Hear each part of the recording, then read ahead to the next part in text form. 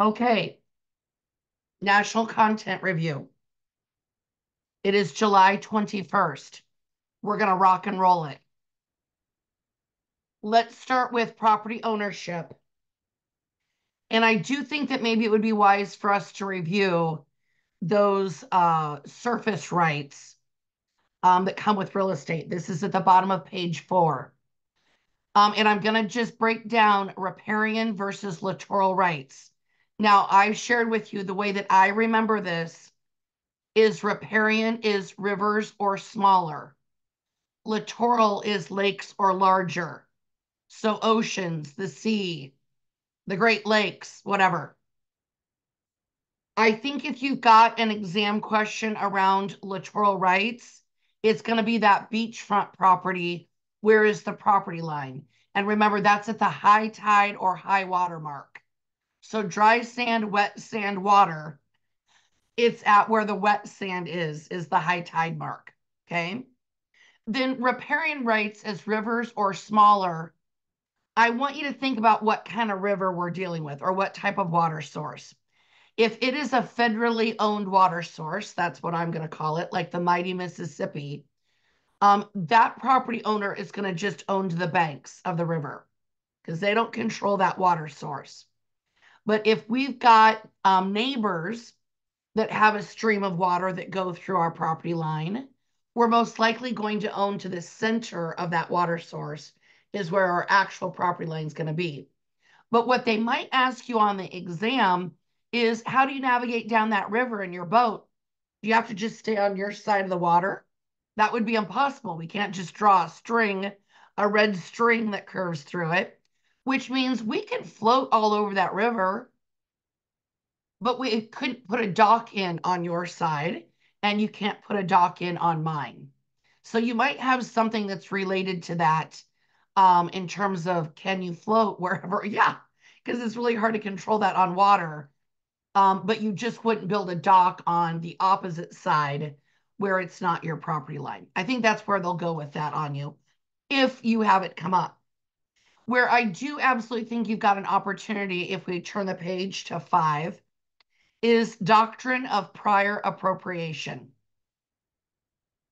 Doctrine of prior appropriation. And this is the government's requirement for you to get permission from them to irrigate your crops. So in dry states where there's not a lot of water sources, there's regulation that says to irrigate your crops, we need our permission because they don't want just one farmer hijacking all the groundwater and then you wake up the next morning and you can't shower. So you've got to have permission to irrigate your crops. That's a great one for you to know. I see that one quite a bit pop up, or I get feedback from students that they've had it. Now, I'd like to pop over to page 6 in the middle and talk about real estate and real property. This is where we take personal items and we attach them to the real estate in a way that now makes it a fixture, and a fixture becomes a part of the real estate, and it's what you buy and sell over and over and over. It's when we take shingles and 2x4s and siding that you maybe buy at Home Depot. That's personal property. And once it's permanently attached to the ground, now we're building a structure such as a house or a building or a shed, whatever that might look like for you. And I do think that you might have one, at least one for sure, question on the exam about knowing what stays or what goes in the transaction when you sell property. And I bet you're going to have 2, maybe even 3 just on this little section. And again, we've got 8 property ownership questions. Okay, 8 for this section. So I would know where it goes from personal property to real property. Now, for the exam, here's what I want. As tricky as I've made the exam out to be, and it's I'm not lying to you. When it comes to the test, if you can turn the house upside down, I'm just going to use the house for example. If you can turn the house upside down and shake it and it falls, that means it's personal property. Now, you and I both know that there's different layers to that in reality, right? I've given you some examples of some things that you might want to question and document just so that everybody's on the same page when you're actually getting into the business. But for the exam, if you turn it upside down, just get a shake. If it would fall, it's personal property.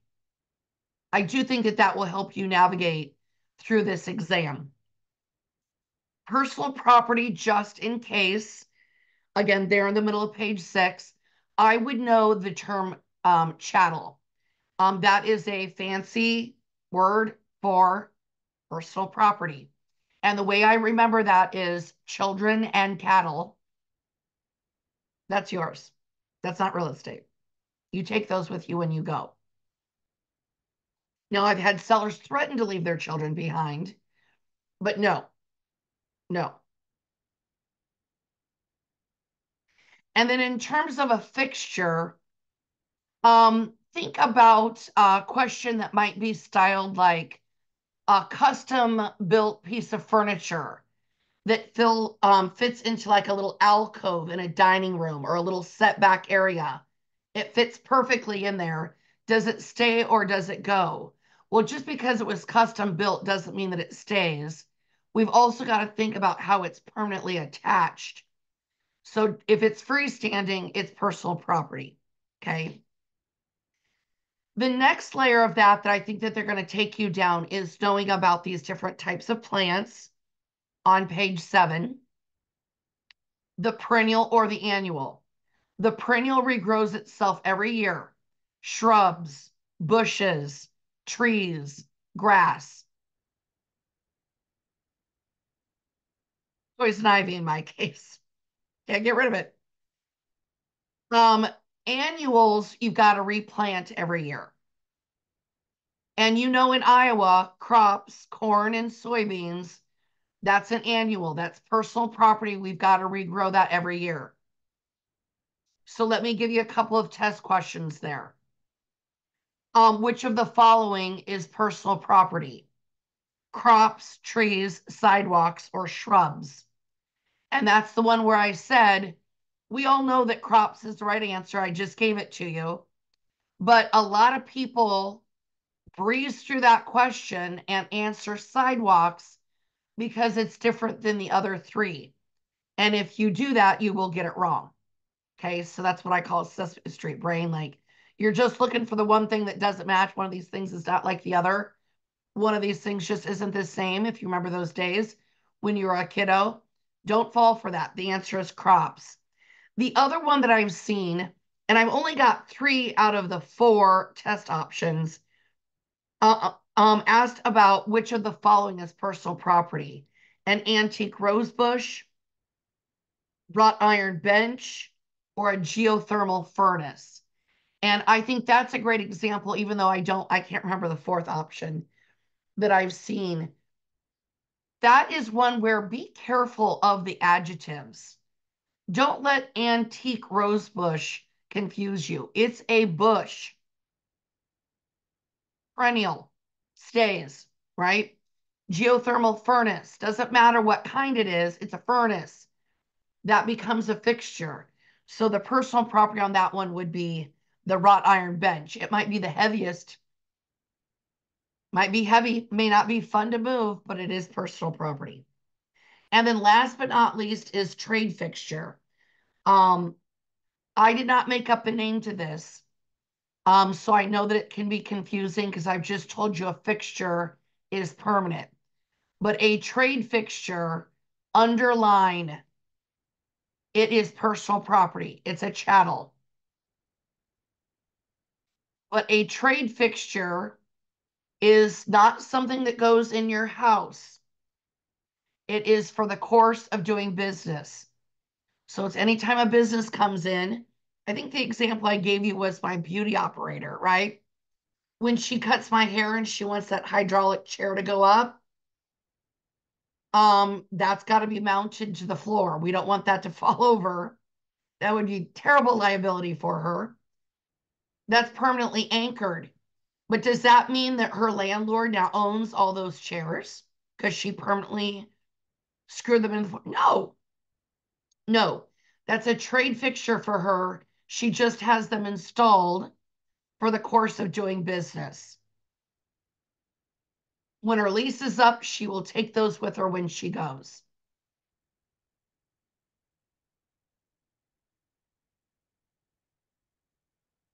Then I've got a couple things for you on page 8.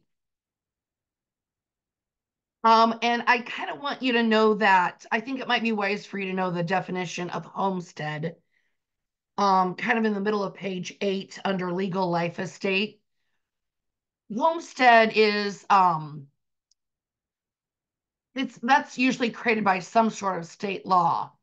But the idea around homestead is that you are the home that you live in, your family home, not your investment properties, but your family home that you own is protected against most creditors, which means if you default on your credit card and stop paying Chase and they take you to court, they cannot repossess your $300,000 house to settle a $30,000 credit card bill.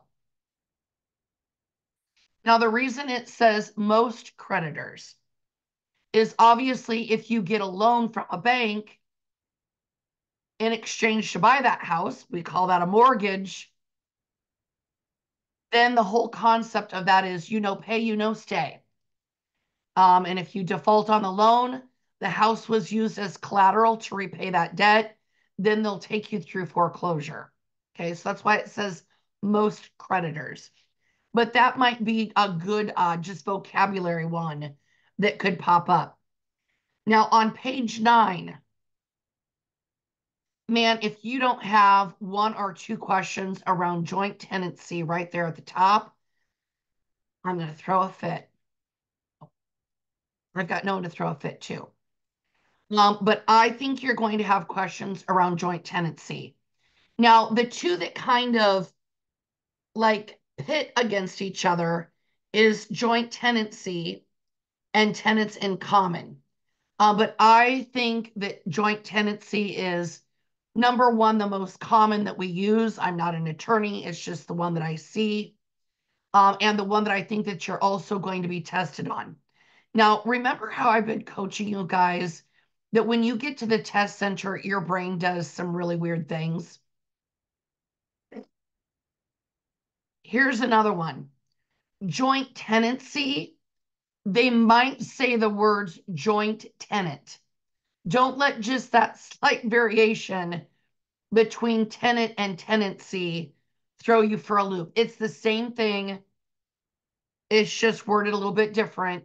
And I do have that for you in your notes already. Two things I really want you to know about joint tenants. It's got that distinguishing feature of the right of survivorship. Guys, I've never audited the exam and not had that question. Which of the following has the distinguishing feature of right of survivorship? And the answer is joint tenants. And what that right of survivorship means, to give you another layer of a test question, is when someone passes away and they have joint tenancy with another person or persons, when one person passes away, there's just simply one less owner. So let's say you and I own property together and I pass away and we were joint tenants. You are now the sole owner of that property and you now own it in severalty. Now, I know severalty is on the page before us on page 8. Severalty is one owner. And I know that that's a tricky one because severalty has the word several in it, right? So you think it's co-ownership. No, I want you to remember severalty, that you're severed off from everyone else, one owner, one owner. But joint tenancy has that right of survivorship, back to that term, that there's just simply one less owner. So when one dies, if there's only one left, now you own it in severalty. So that's a second option for knowing for the exam. The third one I want you to know that could come out of this is what type of ownership allows a surviving widow or a surviving spouse to avoid probate, meaning they do not need to go through that judicial process of determining now who the owner of that property is. And that would also be joint tenancy. Tenants in common, we'd have to figure it out, right? Because it's an undivided interest. But I would really focus on that joint tenancy, know the right of survivorship, know that if it's a married couple and one passes away, now they own it in severalty, and then also know that they avoid probate. There's just simply one less owner. All three of those are great questions. Then on page 10, now I'm hitting the highlights, guys. On page 10, I would for sure know that condominium. Now, this is another form of co-ownership that we were taking a deeper dive into. And I've also got cooperative and timeshare there with it. I feel like I see those as ABC options when I say they run together on the exam. That's what I mean, is it feels like they pop up as multiple choice options for you together. Condominium is usually the focus and the one in your career I'm going to anticipate you use the most in Iowa. Not a lot of timeshares and a lot of vacation spots here. We do have a few cooperatives, but we typically see those in much larger cities like New York City or something like that, from my perspective at least. But a condominium, you will work with in your career, and I do think you've got a good option that this is probably what they're going to test you on. A co-op is where you own your unit, walls in, and then you also are co-owners of common spaces, parking lots, green spaces, hallways, elevators. Maybe your association has a gym or a pool. I just looked at an association that had a pool this last week. Fancy. That would be common. I would own that in common with all the other homeowners of that development, and I would own my unit walls in. And what's key about a condo is you get a regular deed to it. It's an actual deed, which we cover types of deeds, I know, at the end of this handout, but you get an actual deed with it of how you own it, like joint tenants or severalty, just like you would a house or a farm. Same thing. The key is that you own these elements with other people. You're co-owners in that sense. Interest in real estate. I'm on page 11. You got a lot of goody here. You got a lot of goody here. Easements are when we allow someone else to use our property for a specific purpose, but it doesn't rise to the level of ownership. So maybe it's a shared driveway where I let my neighbor use part of my driveway to hop over onto their property. Maybe it's where a farmer lets Mid-American access their farm to get in and fix their wind turbines, right? That's an easement. That doesn't mean Mid-American gets a portion of their bushel to the acre come this fall when they farm that ground. No, it just means that they've got the right to access that property to service those wind turbines. That's it. And encroachment is where we've got someone else's property creeping onto ours. Creeping. Makes me think of the song Creep by TLC. Is that the right name? Is that the right music? Diversion. You might have that on the exam, but I think where you're going to get really heavy into exam questions is with deed restriction and then getting into the word lien, L-I-E-N, liens. With the deed restriction, let's talk about what it is and then let's set you up for success. A deed restriction comes with a property and it explains either how you can build the property in terms of style or how you can use it. So let me give you a couple of examples. A deed restriction would say, I can buy this unit, but I can only have a dog up to 35 pounds. That's very common in homeowners associations that they've got that deed restriction. I was just looking at a property the other day that has a deed restriction that you cannot rent the property. They do not allow any rentals in that development. I looked at another unit in another development that did allow rentals, but you had to live in it owner occupied for 1 year first, right? That's a deed restriction. Another type of deed restriction might be a developer who sets standards about how you build your property. Minimum square footage. Maybe they want a certain mixture of stone and stucco on the exterior. I just closed on a property Friday where the developer even only allowed certain types of trees to be put on the property, and you could only put two.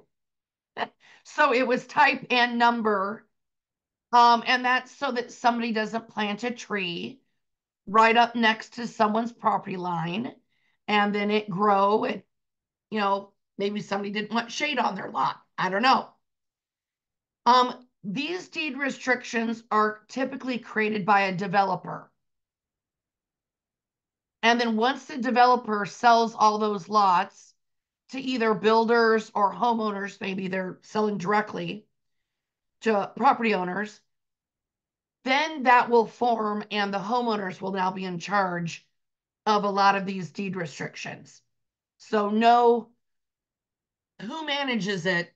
It's either going to be a developer or like a homeowners association, an HOA. Here's the other thing I want you to know about these deed restrictions. So I've given you a couple little nuggets there that you can be tested on. But where I do think the real challenge is knowing the difference between a deed restriction and a building code. Deed restrictions are created and managed by a developer or a homeowners association. They're basically created for the get along gang so that everyone in that development is on the same page with how they use their property and nobody comes in and paints their house retina burning orange or all of a sudden gets roosters and you're cockadoodle doing up the whole neighborhood at 5 a.m., right? They're restricting how you use it for the sanity of everybody else in the development. A building code is managed by your local government, like your city or your county, and it's going to be for safety, safety, safety, safety. And as long as you meet that safety requirement, that's all they care about. So the question might be, if someone buys a property in a development with deed restrictions and they're not building it to the standards of that association, what do we do? And I know a lot of people think, well, the city, right? They're allowing them to build it. No, as long as it met standards for zoning, occupancy, they get a building permit, it meets building code. That's their job. They've done it for safety. So if they really aren't building it according to the deed restrictions of that association, it's the association that needs to take action, which means they could sue that homeowner and get damages that maybe are fitting, right? So I would know the difference between a building code and a deed restriction and who creates it and who's responsible for it. Okay. Then liens. Ooh, I think you got a couple different options here. Number one, I want you to know the definition of a lien. It's a charge against a property to maintain security that you'll repay the debt. Now, this is a big one in our careers. Statistically, about 90% of home buyers get a loan called a mortgage in order to buy real estate. Big number. So most folks initially are going to have a mortgage on their property in residential real estate statistically. What happens is we're buying the house, we're getting a loan, and we're using the house as the collateral, which means the bank is going to put a lien on the property to make sure that we all know that you don't own, that they've got interest in the property. You don't just own it outright, they've got interest in it. And until you pay that off to a zero balance and they release the lien, they've got some skin in the game, right? Now, that doesn't mean that your banker, when he's in town, can stay at your house because he's the one that's got the lien against it. No, it doesn't rise to a level of ownership.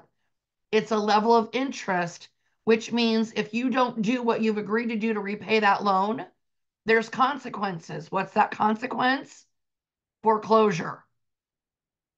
That's where I use the phrase, you know, pay, you know, stay. So I would know that definition. Now, the other big factor with these liens is there are some that are encumbrances and some that are not encumbrances. Now, in your handout on page 12 and 13, I have tried to love on you and given you a list of liens that are encumbrances and non-encumbrances. Another layer of that is saying that encumbrances are specific to the property. Non-encumbrance liens are just general to your lifestyle. So an encumbrance lien would be something that is address driven. It's tied specifically to that address. A non-encumbrance lien that is general is just tied to you as a person. This is your life. This is how you lead your life. So a mortgage that's tied to the address, it's address driven. So it is a specific lien or a specific encumbrance. A judgment that you just have for you being you is not an encumbrance and it's a general lien. And my best example for you on that one for the exam and for your career is child support. You got to pay child support no matter where you live, y'all, right?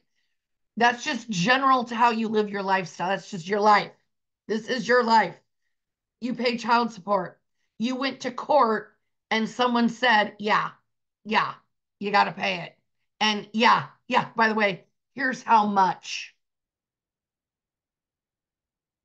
right? That's a judgment technically because you had to go to court and a judge made a decision, is how I think through that.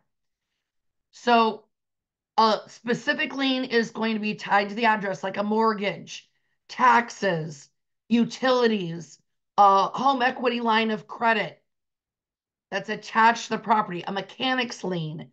You have a vendor come and do work and replace the work or replace the roof and you don't pay them for the work, they're going to put a lien on your property. It's a mechanic's lien. General ones are going to maybe be income tax liens. This has been fun. I don't know why I would giggle about this. It's not funny. But people don't realize when you don't pay your income tax, like that, first of all, I do believe that's maybe a federal crime. I shouldn't speak to that. I'm not that knowledgeable. but you don't pay your income taxes, they will eventually put a lien against your property or properties. And that is a general lien, just that's your life of not paying income taxes. It's not specific to the property. But I have seen that happen. Don't do that. Pay your taxes. Please pay your taxes. So I would know general or specific. The other layer that I've started to see is it voluntary or involuntary? Like, did you choose that lien or did somebody else choose that lien for you? A mechanic's lien, you didn't choose it. The vendor chose it because you weren't paying them. A judgment, you didn't choose that. The judge did for that child support. So I would go through these and really look at general versus specific and voluntary versus involuntary. I think that you're probably going to be asked either the mechanic's lien or the mortgage lien to know voluntary or involuntary, general or specific. I've got this for you in your content, but a mortgage lien is voluntary and specific. Mechanic's lien is involuntary, specific. And then, guys, I've never audited the exam. Never. Never. I think the first time I took it, it was in 2015. And sometimes I audit in the year, salesperson and pre-broker. I audit both exams. I've never audited either one of them and not had the question, which of the following does not rise to the level of an encumbrance? Which of the following does not rise to the level of an encumbrance? Which means they're challenging you to know what is a general lien. And a general lien, a really good example of that is going to be a judgment. Again, I've been hacking on these child support payments. That's an example of a judgment. Or alimony, when someone gets divorced, would be another example. Which of the following does not rise to the level of an encumbrance? It's a judgment because it's a general lien. Top of page 13. Okay, we're doing it. Let's get to this last little part called descriptions of land. And first thing I would know, you've got a lot of little options here that could pop up for you. Number one, I would know that the legal description is actually what we are buying, selling in real estate. The street address is for 911 so that the police, the post office, the ambulance can find you and so you can host a party. But when we're actually transferring property from one owner to another, it's the legal description that we're paying attention to. That's your definition of how to describe land. The second thing I would know about that is, what if you're writing out a contract and there's not enough space for this legal description? I know I shared with you guys earlier, I'd found the original deed when my grandparents bought our farm, the original farmland. That legal description, I believe, is a page and a half. Like, I really could not even read all of it because it was just so many words. And it was like latitude and longitude, like down to the second and minute. Crazy, right? Here's your best idea for that is don't just write on the contract long on file or per abstract or something hyphened. Get an extra piece of paper and write it out in its entirety and add that to the contract. That's an addendum, right? Add that so it's in its entirety. That could be a little good key nugget for you, wink, wink, to know. Now, there's three types of legal descriptions, or what they might call how the land is surveyed. Meets and bounds, government or rectangular survey system, and lot and block. Meets and bounds, there's a couple different things we need to know here. Meets and bounds is when we use a point of beginning, also known as a monument, and we describe the exact exterior boundary of that property until we come back where we started the point of beginning. So first of all, I would know those terms, point of beginning or monument. I think those are very helpful. The other thing that is a style of question around this, that's kind of a fun one, if there's anything fun about this exam. If we go 85 feet east, 100 feet south, 85 feet west, how do we get back to the point of beginning? We're drawing a square, friends. And that means we've got to go 100 feet north, correct? And I'll admit, I go to the test center. I know some of you are going to test at home, so you won't get scratch paper. But I will admit, when I go to the test center, I've had to draw that out on my scratch paper because I'm a visual person. So just keep in mind, you've got a piece of scratch paper at the test center, the physical test center, not at home. And another thing I will remind you about that scratch paper, don't hate me. Remember, if you turn it over, it's got a second side to it. So if you run out of space, flip that bad dad over. I don't want you to have a brain collision while you're at the exam. You can turn it over. Yeah. Now we've got this rectangular survey system. We're now towards the bottom of page 13. And this was really just the organized expansion as we were developing and taking over territories, however you want to describe our nation's history. And we decided to get organized. And what that looks like is they decided to create township lines. That is the generic name for all of these lines that were created every 6 miles going east and west and north and south. Every 6 miles, they put in this township line. Every 6 miles east and west, every 6 miles north and south.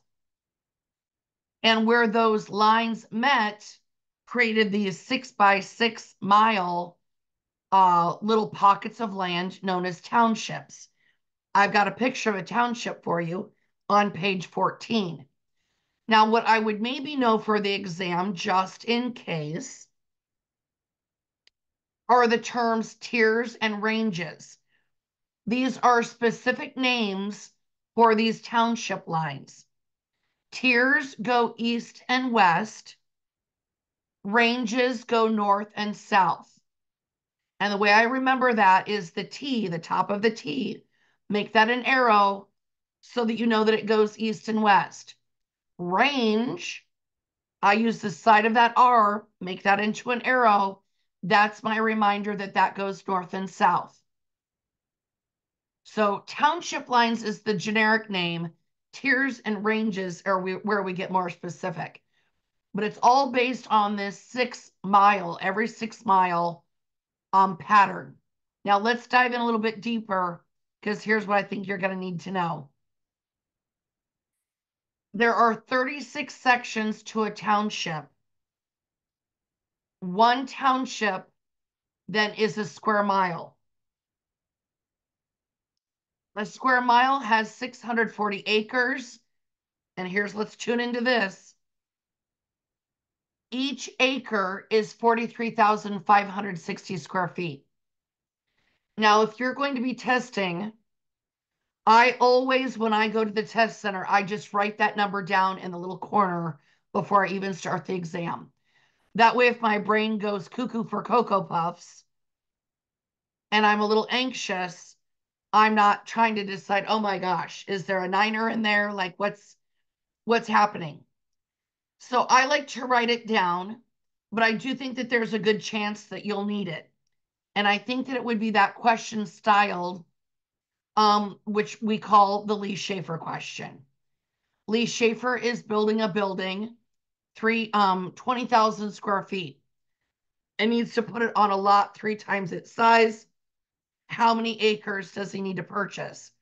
Well, we know that he needs to buy 60,000 square feet. But oh crap, they're making us convert it to acres, right? So we would take that 60,000 divided by 43,560. And I believe that we got an answer when we met way back when of 1.37, correct?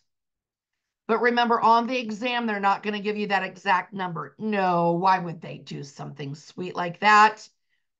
They're maybe going to give you an answer like 1 acre, 1.25 acres, 2 acres, or 3. And I know I joked with you guys. Just remember the Burger King third pound burger is bigger than the McDonald's quarter pounder. We're not stupid Americans. We are smarter than the ads that they give us on TV, which means 1.25 acres wouldn't be enough, right? We'd have to get 2 full acres. That'd be the only option that we're left with what our selection is. Okay. Hopefully those are helpful. Now let's get into land use controls. And you've got 4 test questions here. Now, in general, I've given you a lot of police power on the bottom of page 15 or on the middle of page 15 into page 16. And police power are the rules that our government, county, and state, city, county, state, puts into place to keep us safe as citizens. It's zoning laws so that someone isn't building a house maybe next to a big electrical panel or a chemical plant that could maybe do them harm physically, right, with their health. It's making sure that places are built with safety. Original tenement housing that was put up very quickly in New York so that as people were entering our country at Ellis Island, they had nowhere to go. So they started putting up fast housing. And guys, we had no occupancy limits. So they could have 8 to 12 family members living in a 350 square foot space. I can smell that. Just saying it. This sounds awful. There were no windows for ventilation. There were no fire escapes. And they maybe had one outhouse for every 30 people. Keep up with that sewer system, right? My head itches just thinking about how bad that must smell. With these tall buildings and no wind to just escape and blow that away. But that's because we didn't have building codes originally like we do now. So that's all in an effort to keep you safe. Those occupancy limits, how it's zoned, building codes. Those are all police power, not the actual police, but the government's control in your land just to keep everybody safe and on the same page. Now, specifically on the exam, page 16, I think they're going to ask you about a variance. But I'll be honest, in order to know the definition of a variance, I think we've got to know non-conforming use. Non-conforming use says that building codes change, but the city cannot demand you to bring your property up to code, and create a financial burden on you. So that means as long as you met code for the time your property was built, you're grandfathered in. You're grandfathered in. But if your property is destroyed for any reason, when you rebuild it, you gotta do the new code. And my example for you, I think, was my hot water heater went out. My house was built in the mid 60s. My hot water heater went out. And guess what? They don't build hot water heaters like they did when that one was installed. I think in 1988, it was pretty old, way past its life. And it was kaput. I mean, you couldn't even repair that. There were no parts left for that. unit, way past its life, way past its life. The size and shape of them is different. How it's installed and grounded for fire safety is different. So I had to adhere to the new building code when I switched that out. Okay. Non-conforming use. Variance is when they make an exception to the rule. A variance is when the city issues a building permit or an occupancy permit, whichever it is, or zoning would be a conditional use permit. But a variance is when they give you permission to build it different than what code is. I gave you the example of a friend of mine that was doing a small commercial space and needed, I think, 14 parking spots. For whatever reason, when the concrete was poured, it shorted them a parking spot. The city of Des Moines gave them a variance to only have 13 spots versus 14. Special permission. But I think variance, I had 2 of my 4 were variance when I've audited the last couple of times. Without a doubt, you got to know eminent domain. You've got to know eminent domain in the middle of page 16. Eminent domain is the government's right to acquire private property, but it's got to be for public use. Acquiring private property for public use. So we cannot use eminent domain for a parochial or private school because it's not public.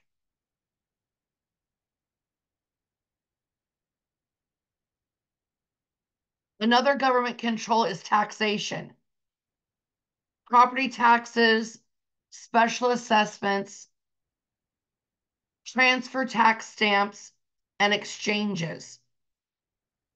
Now, of those, I do think that that transfer tax at the top of page 17, I think you'll have that on the exam, but I think it might be a math question if you got it. It'll be under calculations. You know what basic property taxes are. And we learned that they're calculated based on assessed value and a mill rate. They multiply those 2 things together, and that's what gives you your actual property tax. Now, a mill rate is a 1/1000th of a dollar. And if you got questions on that, again, I think that would be a math question that we have an entirely different section for. But if that does come up on the exam, I think it's going to be an actual calculation, not here. It'll be up to the calculation section. Which means we're left with 2 others that you can be tested on, in my opinion. Knowing what a special assessment is and knowing what an exchange is. A special assessment is a special tax for a specific property or for a specific project that that property owner is going to benefit from.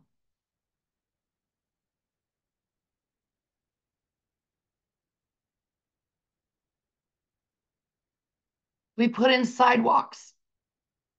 Just those property owners are going to benefit from it. They're maybe given a special assessment.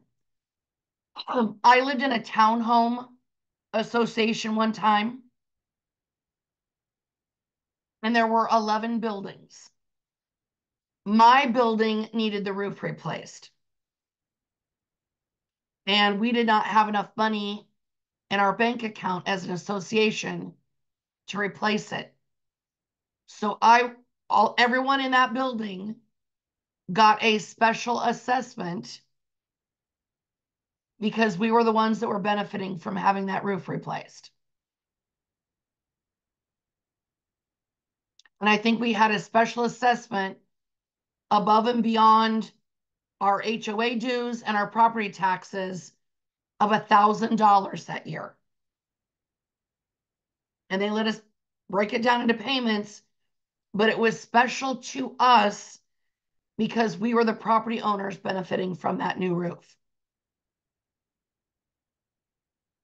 Special tax above and beyond that benefits that specific property owner. An exchange. An exchange is part of the IRS tax code that allows individuals to avoid paying a capital gain tax on real estate by putting it in an exchange. And as long as they buy personal property within a certain period of time, again, they can avoid those capital gain taxes. What I would want you to know on the exam for that is that program specifically is called a 1031 tax exchange. 1031 tax exchange.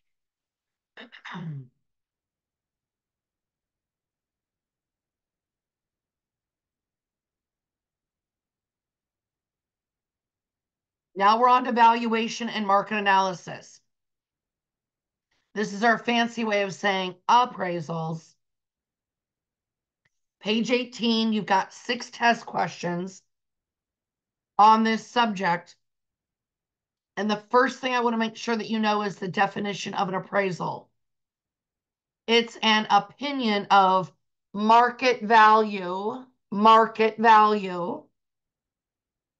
based on evidence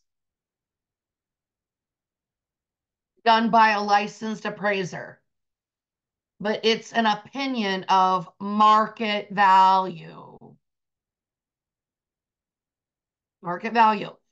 Market value is what a pool of buyers and a pool of sellers, there's data that would conclude that appraisal. Market price is the actual number for that specific transaction. So market value is general, market price is specific. That's what one buyer and one seller agreed to buy and sell 123 Main Street for. Market value is general. It's a pool of buyers and a pool of sellers. Broker price opinion, a BPO. This is a less formal appraisal. It's the quick version. But what I want you to know for the exam is who can do it. Who can do a BPO? And that could be a broker, including an agent, just a salesperson is your license, or an appraiser. So know who can do it. And it can be someone that is a non-licensed appraiser. It could be a licensed agent. I would also know those 4 details that create value: demand, utility, scarcity, and transferability. And remember my acronym. I know I don't have an acronym for everything, and acronyms get a little boring after a certain point, right? DUST. That has always helped me figure things out, is looking for that acronym. Do I have a D word, a U word, an S word, and a T word to choose from in this test question? That's helped me a lot. But it does stand for demand, utility, scarcity, and transferability. Are there a lot of people that want to live in that area, right? The demand for houses in Des Moines, Iowa versus my little hometown is very, very different. Utility means, is that house being, or that property being used for its highest and best use? Should it have a little house on it? Or should it have a quick stir on it now, right? Scarcity means there's only so many properties available, and there's only so many buildable lots on God's earth. Like we've got, mountains and oceans, like we can't build houses on those necessarily. And then transferability means how easy is it to transfer the property from one owner to another one? Or are there a bunch of complicated deed restrictions or liens that would make that difficult to sell? For example, the appraisal process. Let's get into kind of the middle of page 19. This is a list of what the appraiser does in their work. And the one I really want to highlight for you, even though we will get to the others in a different way, is what is the first step in the appraisal process? And that is to define the problem. We're solving for X here. What is X, right? So they're defining the problem.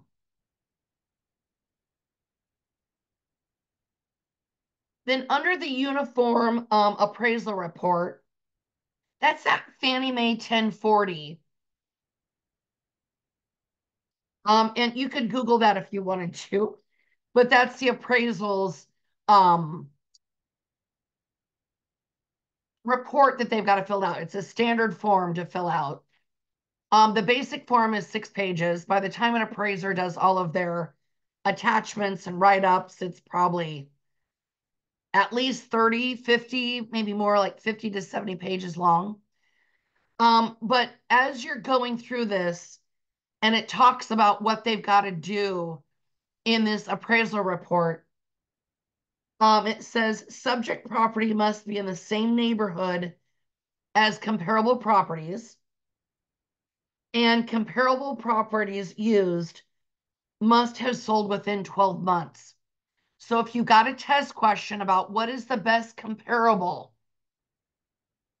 for this subject property, what's the best comparable? Those are 2 really good hints for you that we've got to be in the same neighborhood and a sale within the last 12 months. We wouldn't want a foreclosure or a distressed property. We wouldn't want a unique sale, like a transfer between family members. But no, same neighborhood, last 12 months. That might help you pick the right comparable. Might, it will. You'll nail it. Now, we've got a lot of terms under principle of value. We've got 2 pages of different little techniques that the appraiser takes into account when they're doing their valuation. A lot of them here. I've already mentioned highest and best use. I think that we've already nailed that one. I know that we talked about conformity. Wanting to conform in your neighborhood actually helps your value. The one that I think that you are most likely to be tested on is actually at the top of page 20. That's anticipation. The rule of anticipation for an appraiser means, is there a certain event happening or not happening that would affect the value of this property? Do we have Amazon fulfillment center coming in to a community? Right? We've got Des Moines University here in our area that's moving way out west to a new campus. What happens to all those little condos and townhomes where students used to buy and live right along Grand Avenue? Will those values be affected? We'll see. That's all the idea of anticipation. And here's a great example for you, is a seller calls you and says, Amy, I've heard the local manufacturing plant is closing. When's the best time to list my house? Now, you don't want to wait for more announcements. You don't want to wait for it to actually close. Its highest opportunity for value is now. Run over with a contract and a sign and get that property listed.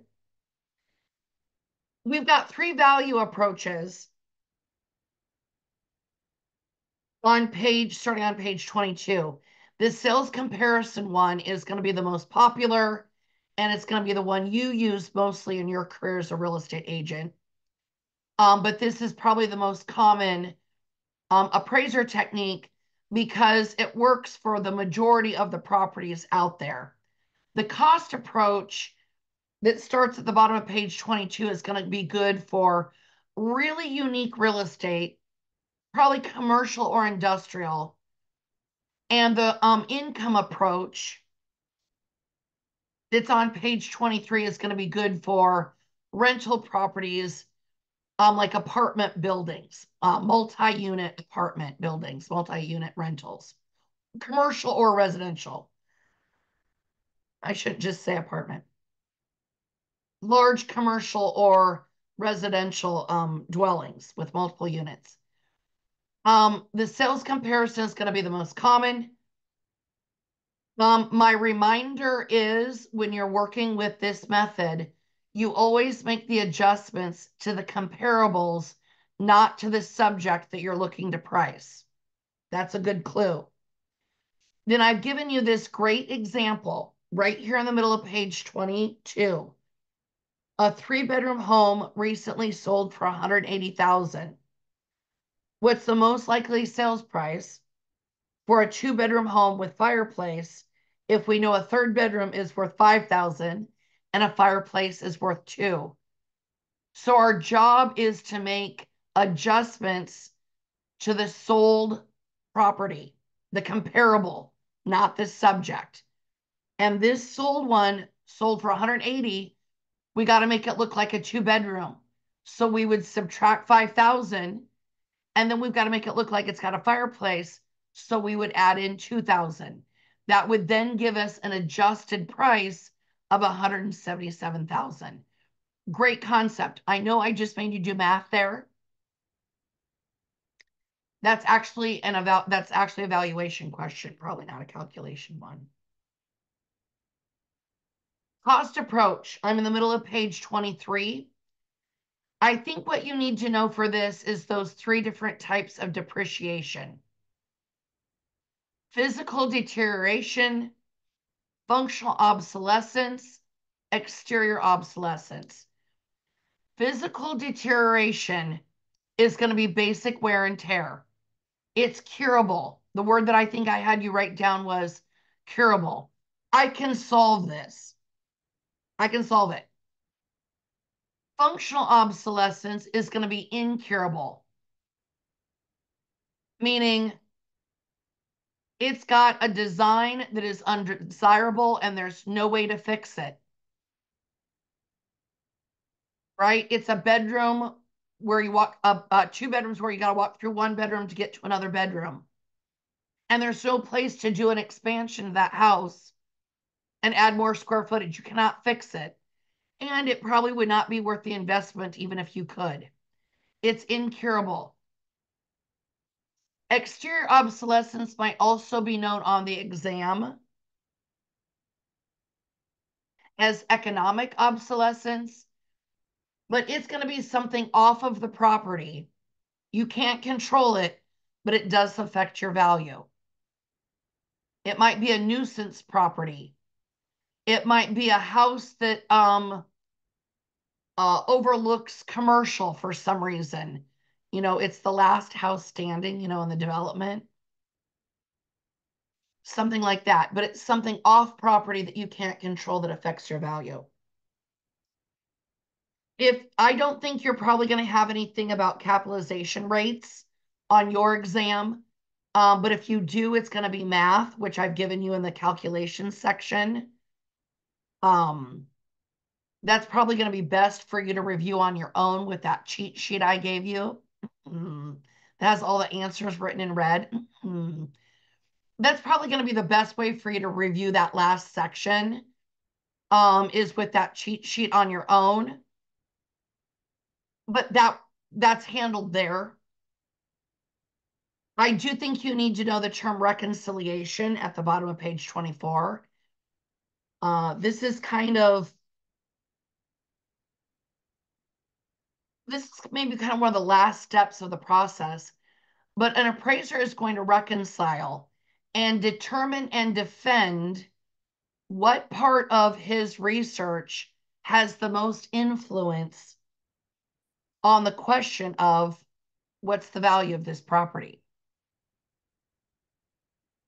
Determine and defend his outcome. So he's maybe going to defend why he or she, whatever the appraiser is, mostly they're men with beards and glasses, statistically. They're going to defend what method they used and defend which of those properties are the closest and have the most influence. That's how I would describe it. Real estate financing, 8 test questions. 8 test questions. Now, we've reviewed on page 26 what a mortgage is. That's a specific type of lien, a specific type of loan for buying real estate. I do think you need to know loan to value on page 7 and debt to income on page 28. But again, those are calculations. So again, I think that's best for you to probably review on your own under our math section that was at the end of this handout. And again, review it with your cheat sheet. That will help a lot. Calculating mortgage payments, again, same thing with math. So let's get into 29 where we've got actual, I think, content that's going to affect you on questions for this section. I would know acceleration clause and I would know alienation clause. Acceleration means they reserve the right, the bank, the lender that has your mortgage, that has a lien against the property, that person that you borrowed money from to buy your property. If you start to default on payments, they reserve the right to move up the due date. So you can't just say, I got 30 years to get this figured out. I'll get back on track next month. No. The moment you start missing payments and defaulting on that loan, your bank reserves the right to move up the due date. They don't mess around. Alienation clause means that if you will it, gift it, or sell it to another person, any transfer to another party, you've got to pay off the balance of that loan. Alienation meaning you're leaving it for any reason and it's transferring to another party, you've got to satisfy that mortgage and get it down to a 0 balance, and then they'll release the lien. That's satisfaction of mortgage, which is actually on page somewhere. Page 31. So we've got that one checked off the list now. Discount points on page 30. Again, I'm going to have you put a calculation note for that last section. Foreclosure in the middle of page 30. This is the process that the lender or bank will do to repossess your home. If you no pay, you no stay. What I would know about foreclosure is the term real estate owned, REO property. That's your clue or your cue that it went through a foreclosure and the bank now owns it. It's an REO property.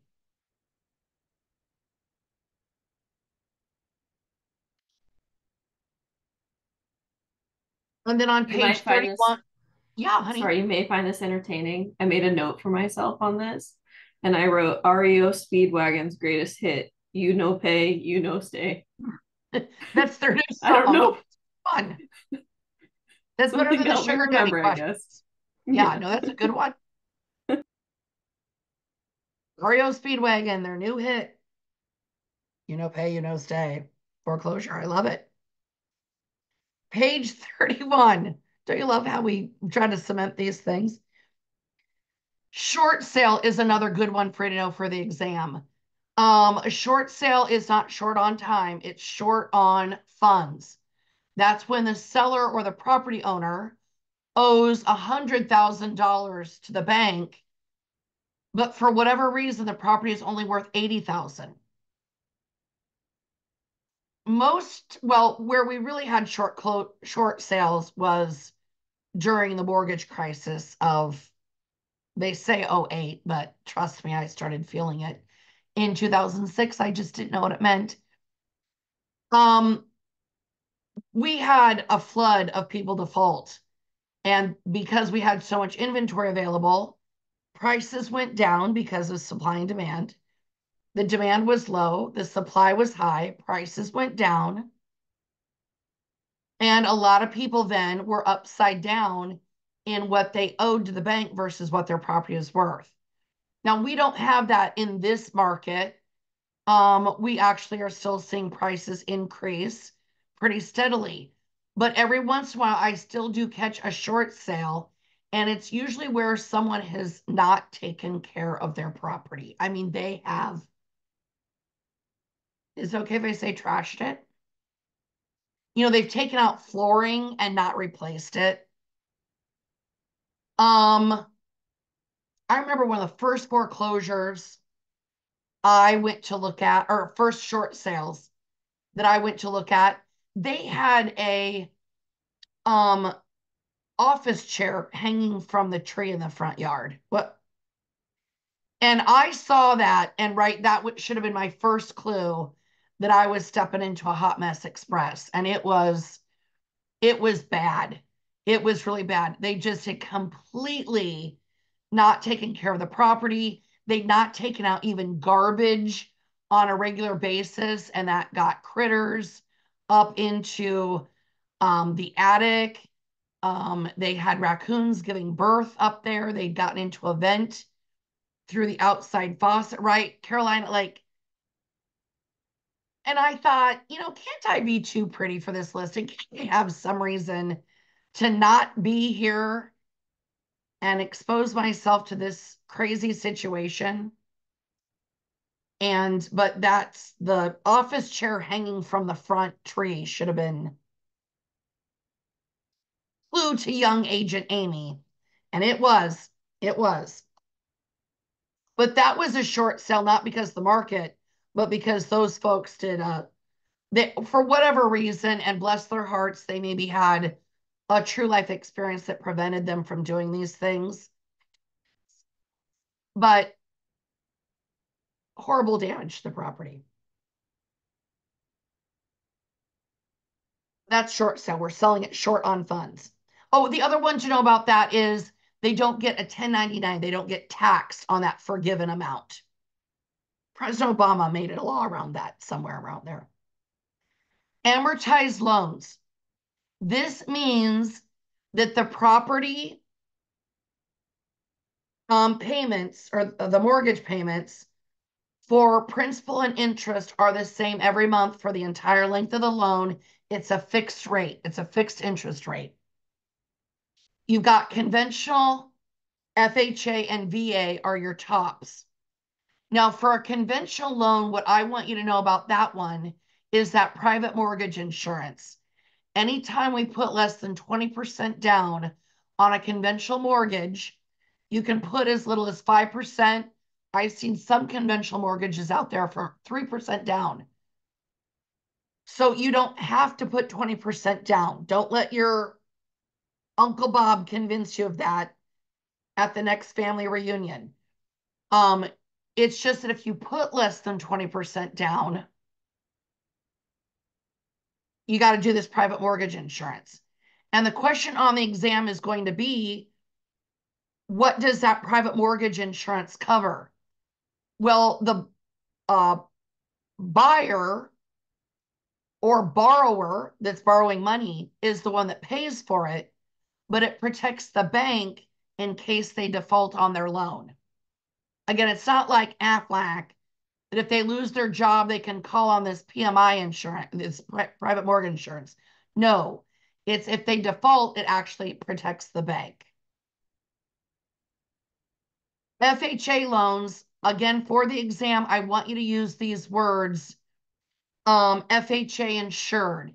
That means the government is giving the insurance. They're providing the insurance for the loan to the bank instead of a private company like the PMI. It's public. It's a government program. The government is not the one that loans the money.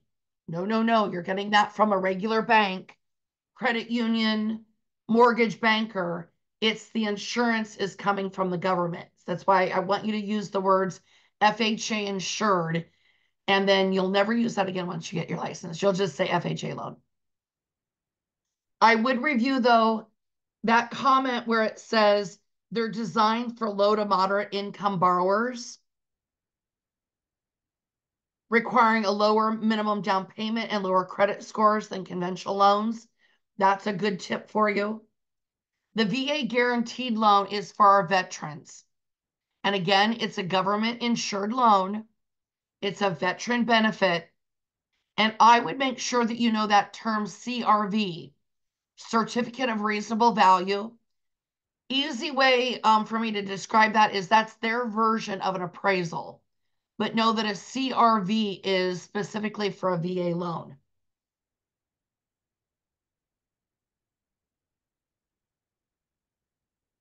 Straight loan, I would know that on page 32. That's an interest-only loan. You're not paying any principal down. You're just paying the interest. Under other financing techniques, I know I've got a lot of options here for you. I know I do. But where I think you absolutely for the exam are going to need to have some content is on page 32 with balloon payment. A balloon payment is a partially amortized loan. It's not fully amortized like the conventional. It's only partially amortized, which means if a balloon loan is 5 years or 60 payments, 12 times 5, 60 payments, 59 of them might be amortized like it's a 30-year mortgage. But that's not going to pay it off in 5 years, which means that 60th payment is going to be bigger, right? A balloon gets bigger when you blow air into it. Balloon. And that last payment, you're going to owe the balance. So it's partially amortized. Just stick with me here because I want to finish this for recording purposes. So just hang on for me if we go a little into our break. You've got other options on page 33, like a home equity line of credit, that reverse mortgage, you might have that pop up. That's specifically for folks 62 years or older. The mortgage is reversed, which means instead of them making payments to the bank is making payments to them, which means every month their equity is going up, or sorry, their balance, their principal balance is going up. Their equity is going down. Principal balance is going up instead of it paying down like a regular conventional mortgage. I do want to hit the financing system. Page 34 and into the rest of this section. The first thing I want you to know about financing laws is this primary and secondary mortgage market. What happens is the primary mortgage market is the one that originates the loan. They're the ones that create it. And when they create it, they probably charge you an origination fee as a closing cost to the borrower just for creating that new loan. And then what happens with that primary mortgage market is in order to free up money so that they can go out and keep making new loans on properties, they're going to assign that mortgage to someone in the secondary mortgage market that buys that loan, and now they service that customer. They service that loan. And by the way, like 95% of mortgages that are originated and then they get sold on the secondary mortgage market. It's a big deal. So I want you to know primary versus secondary. Primary is going to do that origination fee, that closing cost. Then they're going to assign it to the second. And the other thing I want you to know is, hold on here. The secondary mortgage market, the major player that buys those is Fannie Mae. Know that it's Fannie Mae. Let me hit a couple more things and I'll get to a couple questions here. With financing laws, I want you to highlight those triggering terms under Regulation Z. This says that when they advertise in bank world, in lending, they've got to advertise how you qualify for that loan, meaning they can't advertise, buy this house for only $500 a month. They can't do that unless they also disclose how they got to $500 a month. What was the loan amount, the number of payments, the interest rate, the annual interest rate, anything that's a fee that gets them to that price, they've got to disclose it. Minimum credit score is probably one that we've added over the years. And I've given you some triggering terms that they've got to use in that advertisement to make that legit. Percent down, amount of the loan, the interest rate, the length of the loan, any closing costs. RESPA, towards the bottom of page 35. The Real Estate Settlement Procedures Act. This is the one that says we can't get kickbacks from lenders. And then most importantly, this TILA RESPA on page 36. TRID is the acronym, TRID, the TILA RESPA Integrated Disclosure Act. This was created so that the consumer must get a 3-day notice with a loan estimate at the beginning of application and a 3-day closing disclosure prior to closing on the property. And those fees need to match so they know the true cost of what they are paying for that loan. The costs have got to match front to back, and each of those disclosures, they've got 3 days to review it.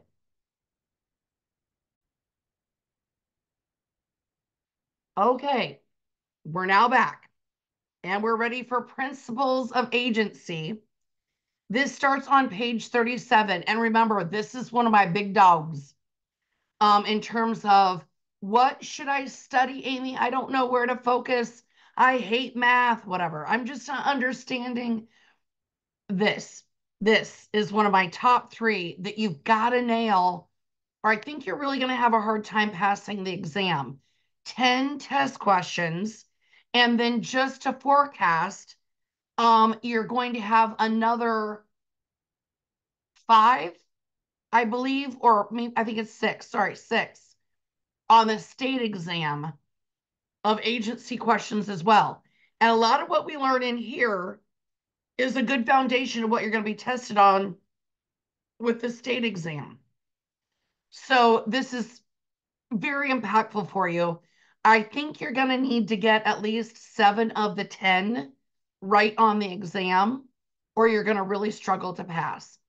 It's just going to put pressure on you to have to get all 8 of the property ownership right, for example. So this, if you wonder what to study, this is one of my top 3. And it's one of my top 3 also on the state. So both exams, agency. We start talking about just some basic roles and basic terms of what your role would be in a transaction, working with customers that are just the general public that you're wanting to convert into clients that are your principal, your main person that you've got responsibilities and duties to. Okay. Now, remember with agency, that's not just a real estate agent that helps buyers and sellers list properties and buy properties. Agency is also covered under that property manager that not just deals with leases, tenants, and landlords, but also helps manage the property in terms of maintenance, maybe financials, and things of that nature. So agency is going to cover real estate, like you might traditionally think of an agent, but also that property manager, okay? I want to make sure we hit independent contractor at the bottom of page 37 is where it is for me. Should be for you as well. An independent contractor is going to be the status that most agents have with their broker. meaning they don't owe you obligations like a W-2 employee of a salary in exchange for you showing up and donating X number of hours a week to them. And they don't owe you benefits like tax withholding, Social Security, vacation, PTO, health insurance. I've been an independent contractor for so long, I don't even know what all the benefits are that a regular JOB offers. So insert the rest. My perk is I bring my dog to work every day. That's my as a non W-2. Um, in that, know the relationship that if you convert from Amy Schaefer to a business entity like an LLC, a limited liability corporation, if you would convert how you get paid from a social security number to an employee identification number and incorporate, what does your broker now owe you as a duty? Do they now have to do tax withholding? Do they now have to do reporting to the Secretary of State? Like, what duties do they owe you now? And the answer is nothing. Nothing changes. It's just who they're cutting the check to, basically. The other really important term, now to page 38, is power of attorney. Power of attorney. And I think you're going to have this question, state and national, where it challenges you to know what the role of a power of attorney is. A power of attorney is when someone gives another person legal written authorization to act on their behalf. And there's different levels of a power of attorney. There's kind of a generic one, there's a financial one, there's a health one, and there's specifically a real estate one. Now, this might come in a couple of different options where maybe you're a power of attorney for someone going to Europe that's going to be unavailable for 3 weeks.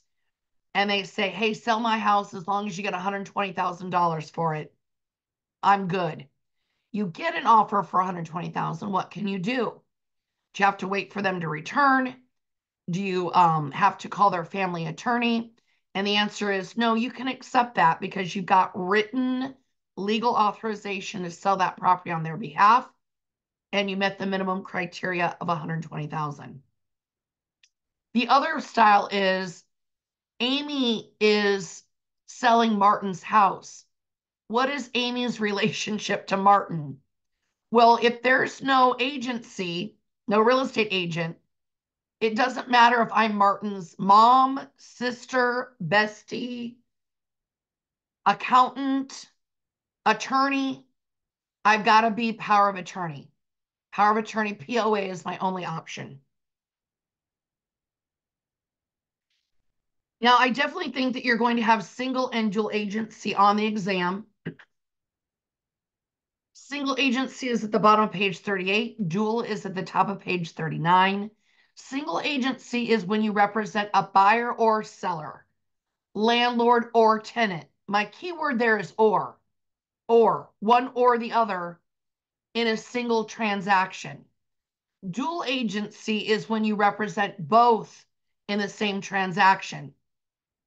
You represent the buyer and seller at 123 Main Street. Now, a couple key things with dual agency. Dual agency, let's say Serena is my client and she is selling 123 Main Street and buying 123 Banana Street. I'm not dual agent for her. I'm single agent twice. Just because I'm helping her buy and sell, that's not dual. Dual agency is the same address, buyer and seller at a single property address. And the other key thing with dual agency, especially according to Iowa law, is it's got to be disclosed. You can't represent both parties without letting them know that you're doing that as a dual agent. Now, the middle of page 39, top of page 40, we've got these fiduciary responsibilities. And when you are working on behalf of a client, and they have agreed that you're going to be their agent and you've agreed that you're going to represent them, there are certain fiduciary responsibilities that they deserve from you. Now, from this little section that is basically 1 page long, out of the 10 test questions on the exam, I think up to half of them could be just about this. You will have at least 3 here. 3, as many as 5. So if you really want to get hyper-focused on what to study in this agency that I've told you to be hyper-focused to study, I would hit these 2 pages. Fiduciary responsibilities, I've been using that acronym with you of COLDAC, COLDAC. That's my acronym, and I remember it because when I sell property, I want the air conditioner to be cold. I want the air conditioner to work. COLDAC stands for care, obedience, loyalty, disclosure, accounting, and confidentiality. I would know the definition of each and an example of how it works. Care means you got to know more than the average Joe. Just by having a license, even if you've never done a transaction or you only do one a year. The public expects you to know more than them. And you've got to be careful on how you do it. Now, I don't know that this is an exam, but I don't know that I gave you maybe a lot of examples around this when we originally reviewed it. Here's one that I look at as being careful. And by the way, I consider this maybe even an ethics conversation.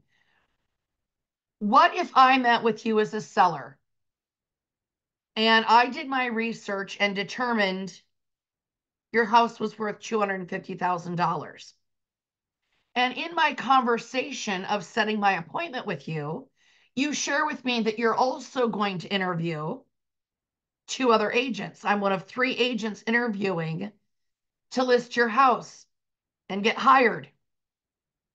And I think, oh, I want that listing. Money, money, money.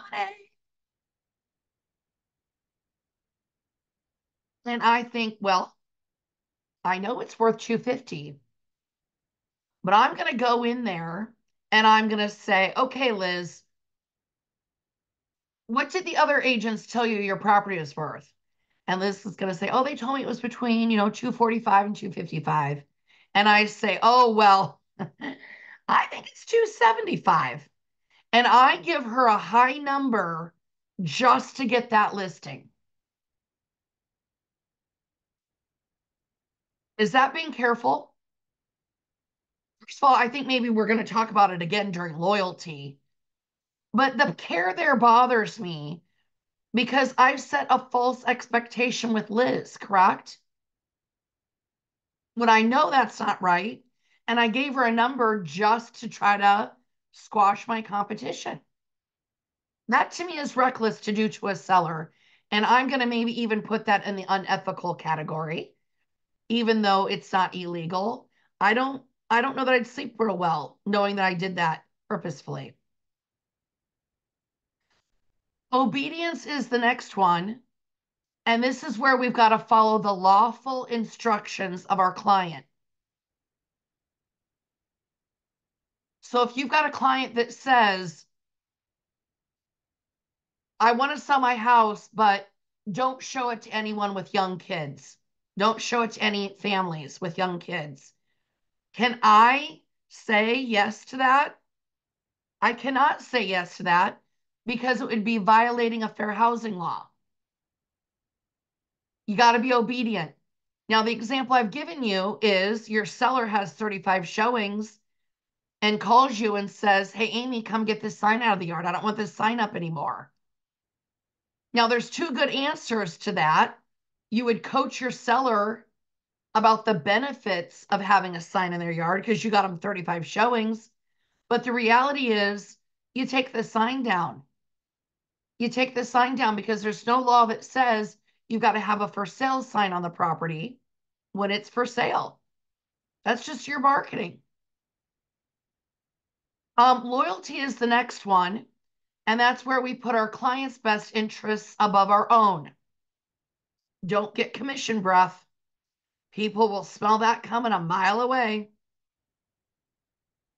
And for loyalty, I think that there's some good versions of this for you.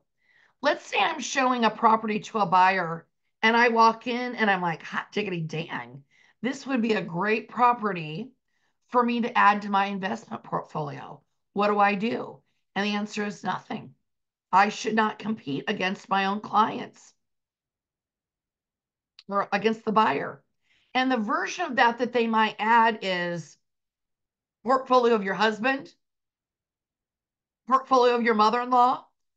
If it's you or immediate family, loyalty is still in play, right? And you should not compete against that buyer. Disclosure. This means that your clients deserve to remain informed about any facts that affect the transaction.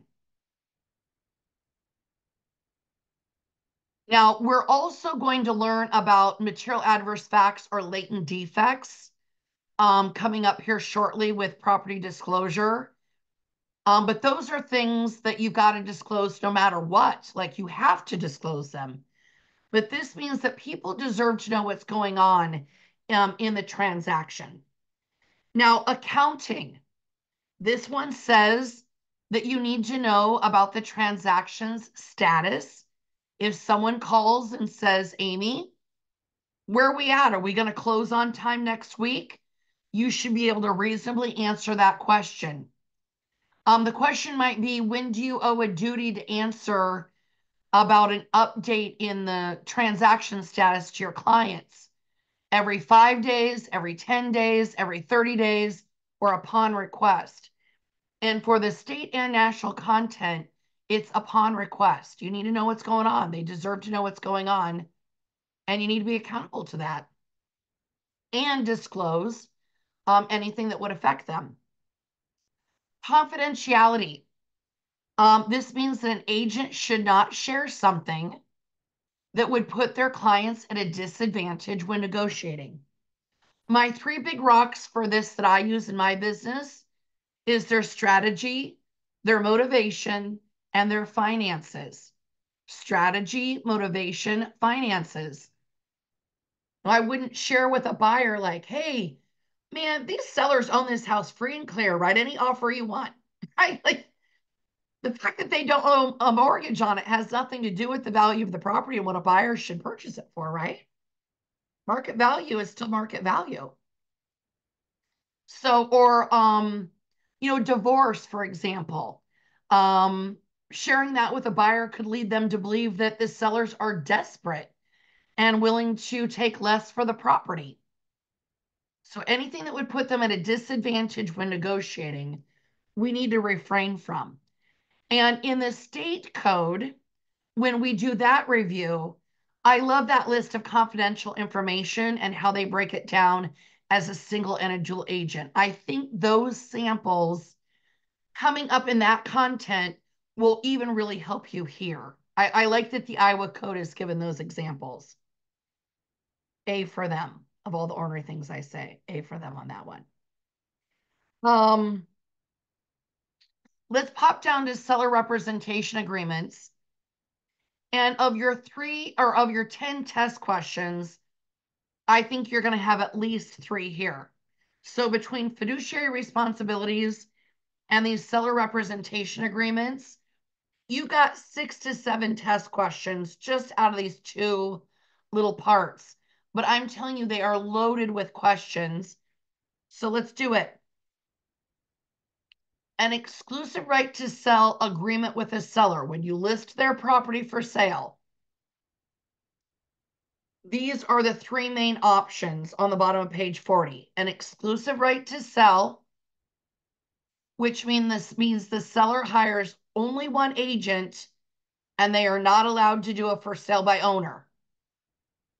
So if they come to you and they say, my neighbor Mary across the street wants to buy this house for her grandson, you're a part of the deal. You're part of the package. They're not doing a for sale by owner on their own. They hire one agent, no for sale by owner. Exclusive agency means, again, they hire one agent, but they are allowed to do a for sale by owner. And again, my acronym for a for sale by owner is a FSBO, FSBO. FSBO.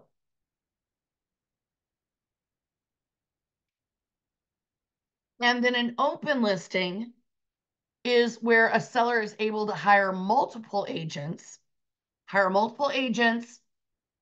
and they can still do a for sale by owner.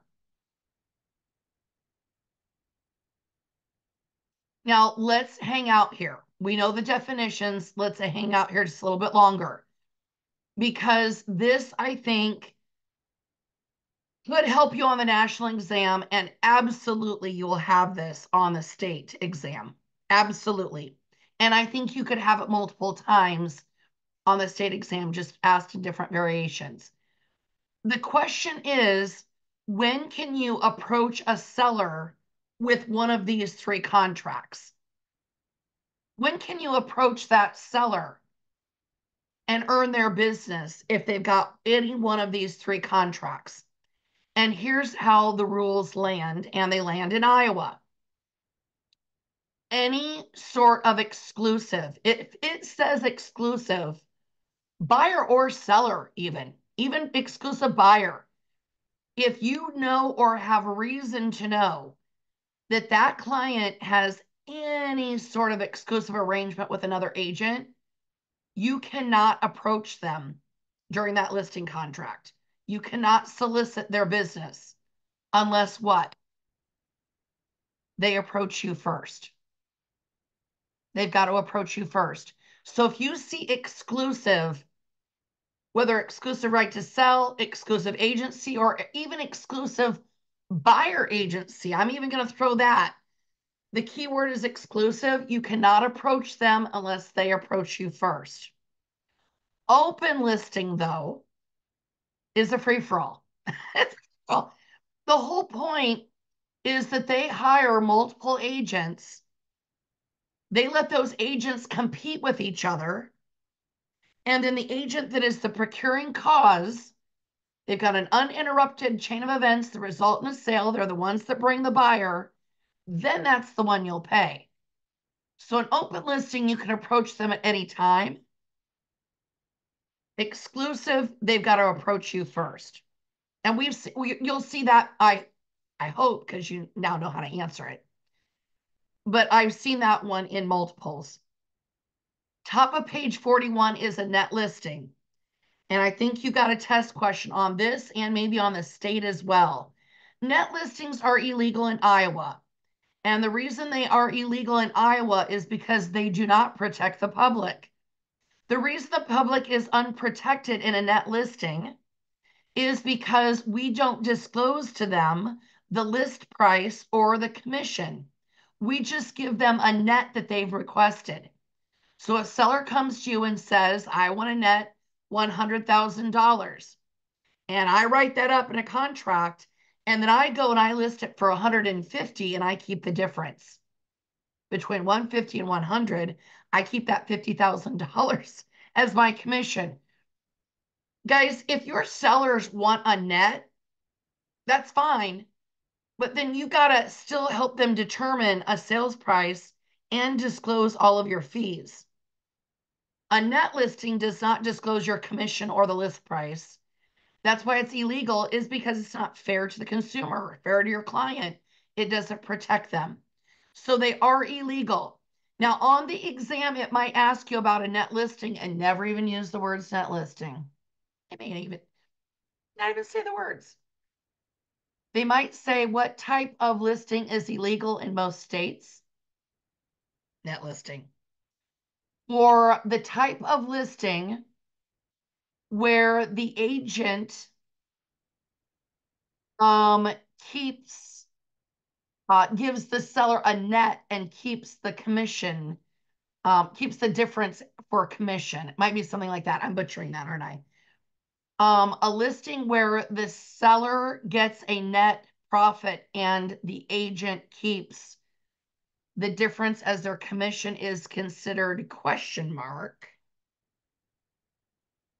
The answer might be illegal and it not even say the words net listing. Hopefully I did a little bit better explaining that one the second time. Termination of seller agreements.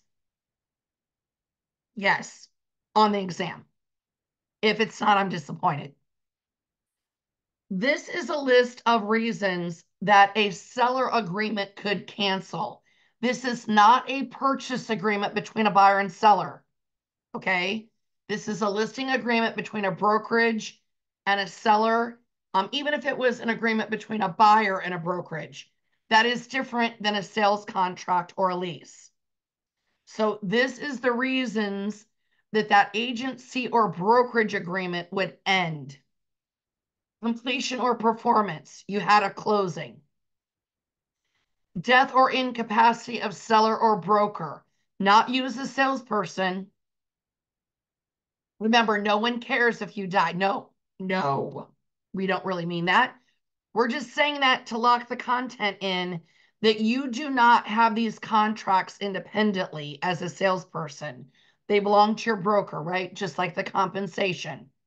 I'm just trying to drill that part in your head by saying it like that. We would all be devastated if something happened to you. Destruction or condemnation of the premises. Expiration of the length of the agreement. That's the word term, is the length of the agreement. Mutual agreement between seller and broker. Breach, bankruptcy or foreclosure. Y'all, I think they're going to ask you your first opportunity to end a brokerage agreement or an agency agreement, and that's completion or performance. You did your job, you had a closing. So again, you take a listing from January 1st to June 30th, but you close on that April 1st. You don't owe any duties the rest of April, May, and June to that client because you did your job and you had a closing. So it ends upon completion.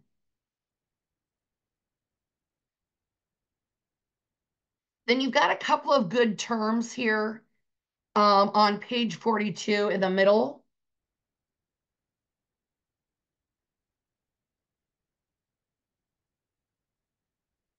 Automatic extension clause and broker protection clause. These both could be on the state exam as well. That automatic extension clause is illegal in Iowa, but it's a clause in the listing agreement that would require the seller to give a certain number of days notice in order for their listing to expire, like a 30-day notice. No, our contracts in Iowa have hard start dates, hard end dates. If the seller wants to extend that date, they can in writing to another hard date, but it's none of this 30-day, 40-day notice kind of thing. And then a broker protection clause is a clause in the contract that says that basically as a broker, all the buyers that you attracted to that listing because of your great marketing skills, you're protecting them so that the seller doesn't try to hijack them and sell it to them directly when you're the one that did all the work. Right? That could be another term I've seen. And then this talks about buyers. But guys, it's all the same language as what we've been talking about with sellers. What we've already discussed with sellers will guide you through buyers. If it's exclusive, you can't approach them.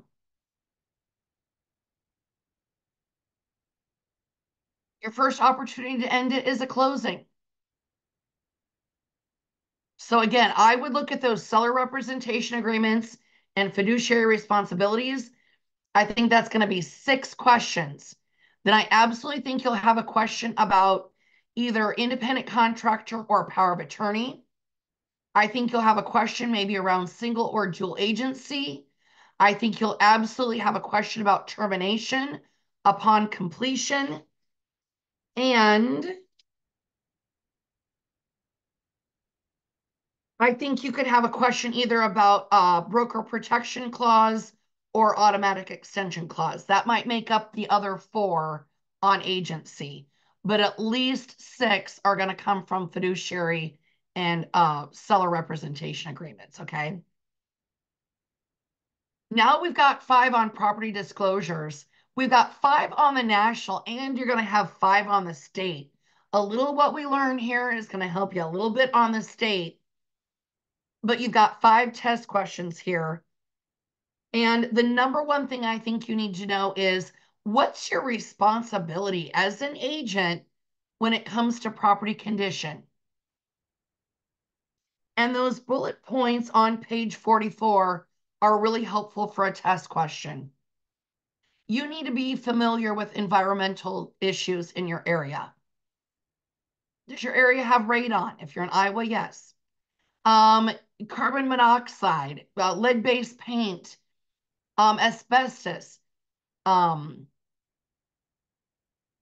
I know a lot of people in eastern Iowa are even adding tree disease with those ash trees kind of to the list. I don't know if that's a good example, but I know that that's a conversation they're having on the eastern part of the state versus central and western Iowa. So what are some things that you've got that are common in your market? You need to be familiar. Number 2, you need to look for signs of it when showing property. Number 3, you need to educate your clients about environmental issues. And by the way, there is great pre-printed packets already. You can download it from the EPA, the Environmental Protection Agency. And your broker will have them for you too. Great packets educating on radon and lead-based paint already for you. And they're both translated in Spanish even if you need them in a bilingual format. So learn, look, educate, but here's the most important one. You should not confirm or deny the presence of anything without having it tested by a professional. You're not going to walk in and be like,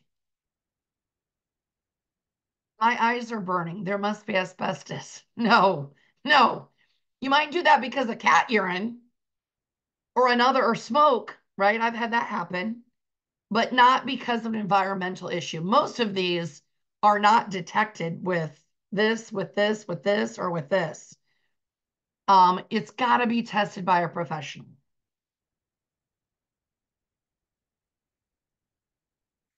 I got this on the state content, but at the bottom of page 44, this is who needs to file a residential disclosure.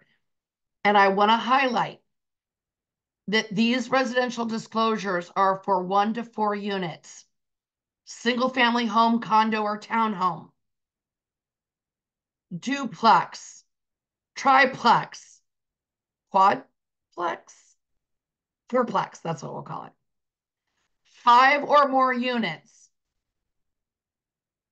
This doesn't apply to a residential disclosure anymore. 1 to 4 units. No bare land. No bare land.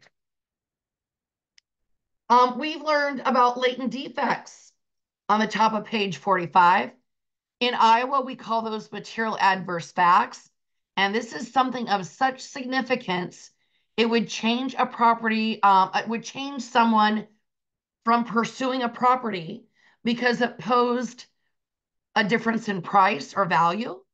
It posed an environmental issue or a structural issue. What you really need to know for the exam is these things have got to get disclosed no matter what. So a seller says, I've had water in the basement, but don't tell anyone. What do you do? Well, there's 2 good answers. You could not take that listing because that seller might be suspicious. That's the one my attorney advises. But the real truth is, even though they ask you to be secret, you still have to disclose it no matter what by law. The other example is that well that runs dry right before closing, and the seller says, don't worry about it. It always replenishes itself within 48 hours. It'll be okay by closing. Do you have to disclose that? Absolutely. These are things that we would not be able to see with the naked eye, and these are not things we would be able to test with a regular style home inspection. Okay. maybe know the definition of a stigmatized property. This is an event that either happened on the property or nearby that makes that property now undesirable.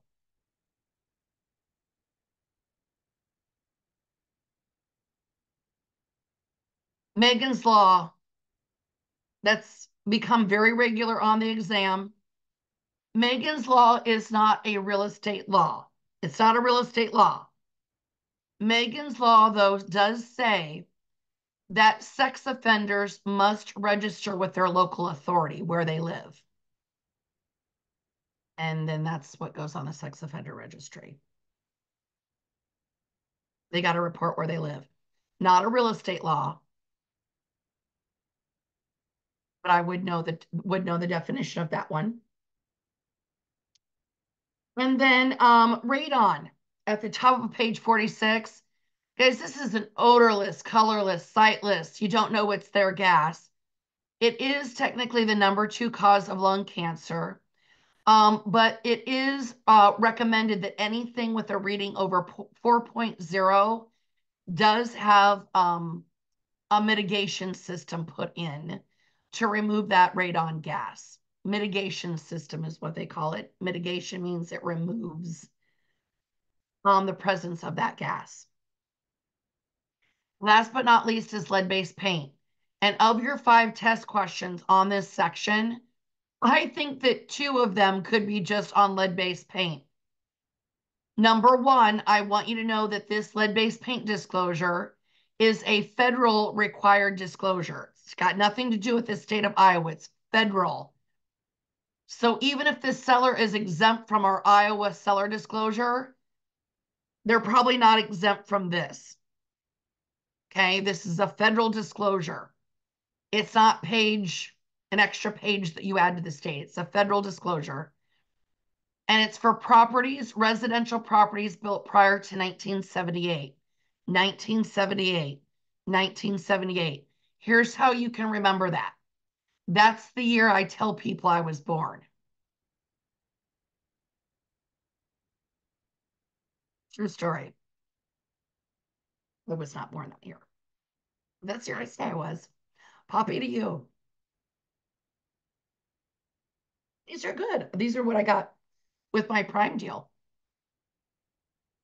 The other thing about lead-based paint is, when does that lead-based paint disclosure need to be signed? And I've got that there for you too.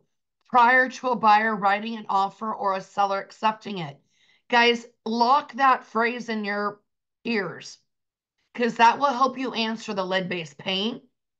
It will help you answer the residential seller disclosure questions in Iowa, and it will help you answer appointed agency questions in Iowa about when seller disclosures have got to be made available, and now lead-based paint prior to the buyer writing an offer or a seller accepting it. You'll use that language 3 different opportunities in our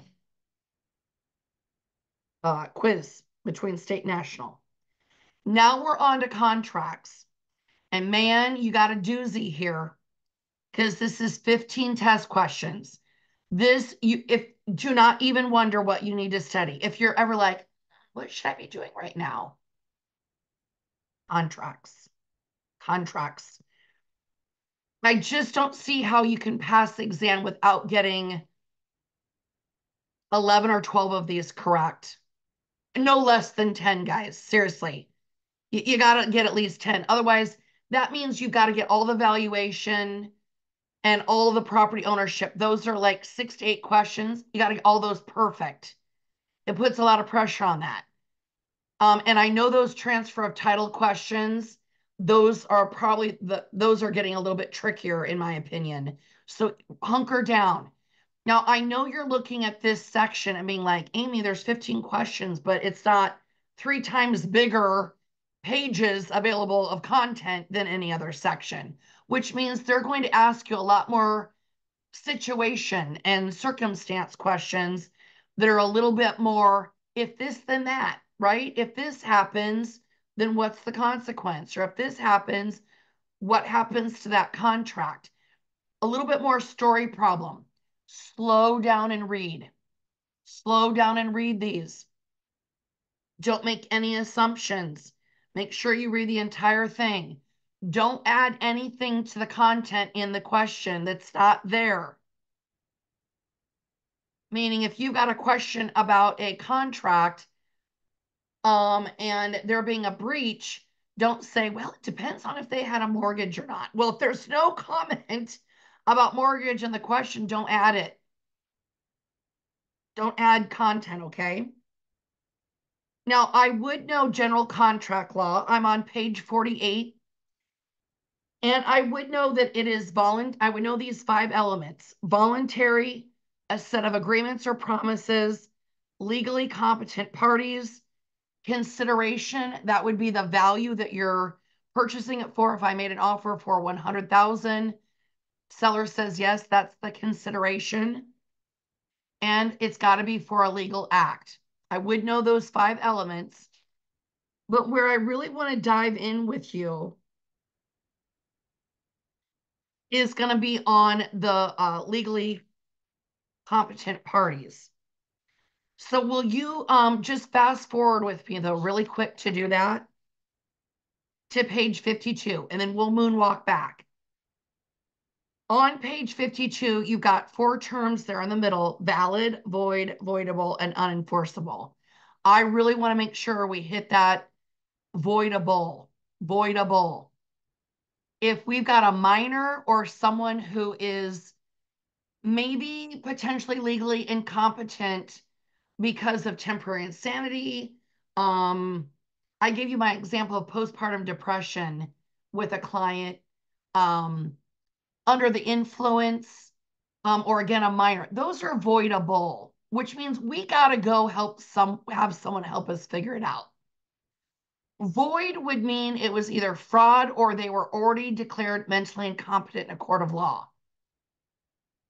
Britney Spears, Amanda Bynes is who we talked about. So what for the exam, I cannot stress enough, a minor is voidable. They're not legally competent. So any questions about 17-year-olds signing stuff, red flag. That's voidable, voidable, voidable. Okay, now let's go back. We've got additional elements to a contract. And I would highlight that statute of frauds in the middle of page 49. And this says that while some contracts can be oral or written, some contracts have to be in writing to be legal. That statute of frauds says certain contracts have to be in writing or they're not considered legal to begin with. And our brokerage agreements and our purchase agreements are 2 examples. It's got to be in writing. Got to be in writing.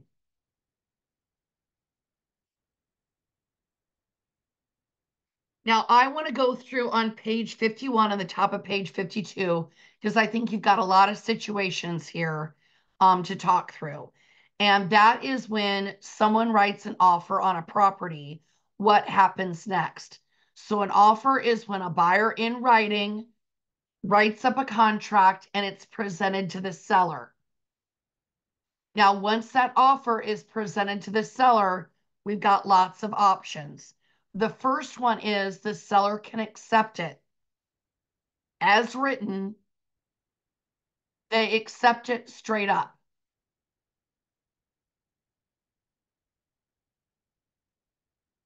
The key with acceptance is the buyer needs to be notified. A seller just can't accept the offer, sign it, and then hold it. And the buyer call me like, hey, I'm writing on something else. I don't want to buy your house anymore. And they can't say, well, I signed the offer. It's just been sitting here on my desk. No, the whole point of acceptance is it's got to be notified back to the buyer party. The other thing I want you to know with acceptance is meeting of the minds. That refers to offer and acceptance. Meeting of the minds is another way to say that. Rescind. Remember, this is retracting or withdrawing your offer. That's what rescind means. I put that in here because that's the word I've seen on the exam, And every once in a while, I have a student that has one of those crazy brain moments. It's like, what does the word rescind mean? Withdraw, retract. The buyer can withdraw or retract their offer at any time before the seller accepts it, at any time. Which back to, I think maybe one of you asked the question yesterday, if they withdraw it, yes, in Iowa, they can immediately get their earnest money back because it was never accepted by a seller. Counter offer. This is great. And I think you could be tested on this a couple, 3 different ways out of your 15 test questions. I write an offer to a seller. If they make any change to it, it's a counter offer, which means the original offer no longer exists. Now, let me give you a couple things in there that could pop up. If I write an offer to you for 300,000 and you counter at 310 and I say, no, can you now come back and say, oh, wait, never mind, I'll take the 300? My original 300 no longer exists. I'm not obligated to buy it from you at 300 now. That's one area of questioning. The second one is if you make any change to that contract, it's a counter. If the seller makes any changes. And I just feel like people think that it's just about price. And I feel like the exam sets you up to think that it's just about price. No, any change. I write an offer 300 and a closing date of July 21st, and you change that closing date to just even July 22nd. No. Any change to time, deadlines, price, terms of financing, any change is a counteroffer. Rejection.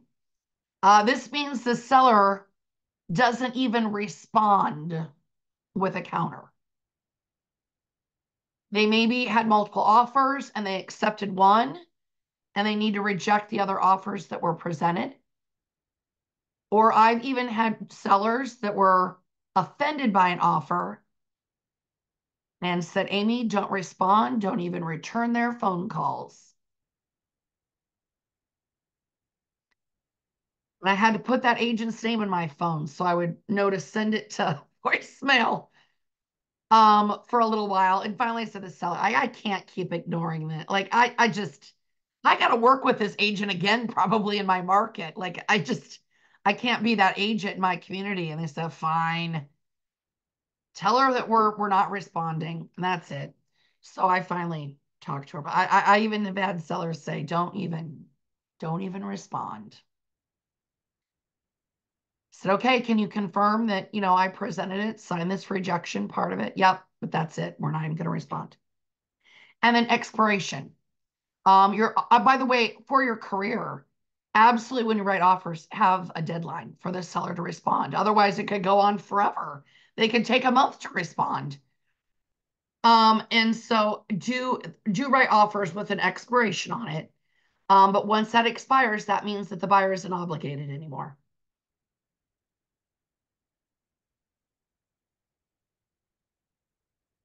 We did that legal status of contracts with voidable.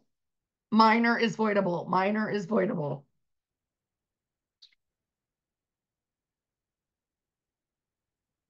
Do you really want to hit other contract provisions on page 54?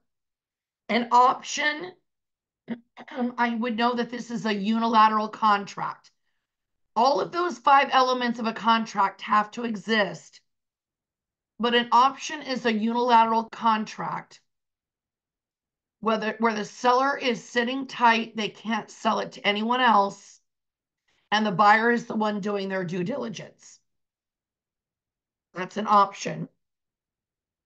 A land contract, as a reminder, that goes along with owner financing. So basically, the current owner acts as your lender.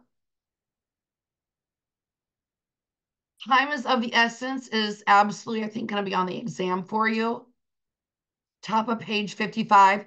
This doesn't mean that everything needs done ASAP. It means that there are certain deadlines within the contract that have to be met in order for us to have a timely close on time. It also means, here's another way they might talk about it. If we've got an agreement between the buyer and seller that earnest money will be 10 days, can the seller demand it on day 3? No. Got to go with what's in the contract. I would know what contingencies are. I call these a subject to clause, subject to financing, subject to inspection. I would know an addendum adds information, an amendment changes it, and a bill of sale is for personal property. A bill of sale is for personal property. On page 56, breach of contract, you're going to have something there. And my guess is it might be something around the idea that you've got a listing agreement. Let's say you've got an exclusive right agreement with a seller that says if you bring them a cash offer or anything that they would, any other equivalent that they would accept at the time of closing, they owe you X dollars in compensation. And you bring them an offer, cash, for what they agreed they would accept. And they say, no, I don't want to accept that anymore. They're breaching your contract and they could still owe you a commission. I maybe told you guys this story. I can't remember. I have so many stories. I one time had some sellers getting divorced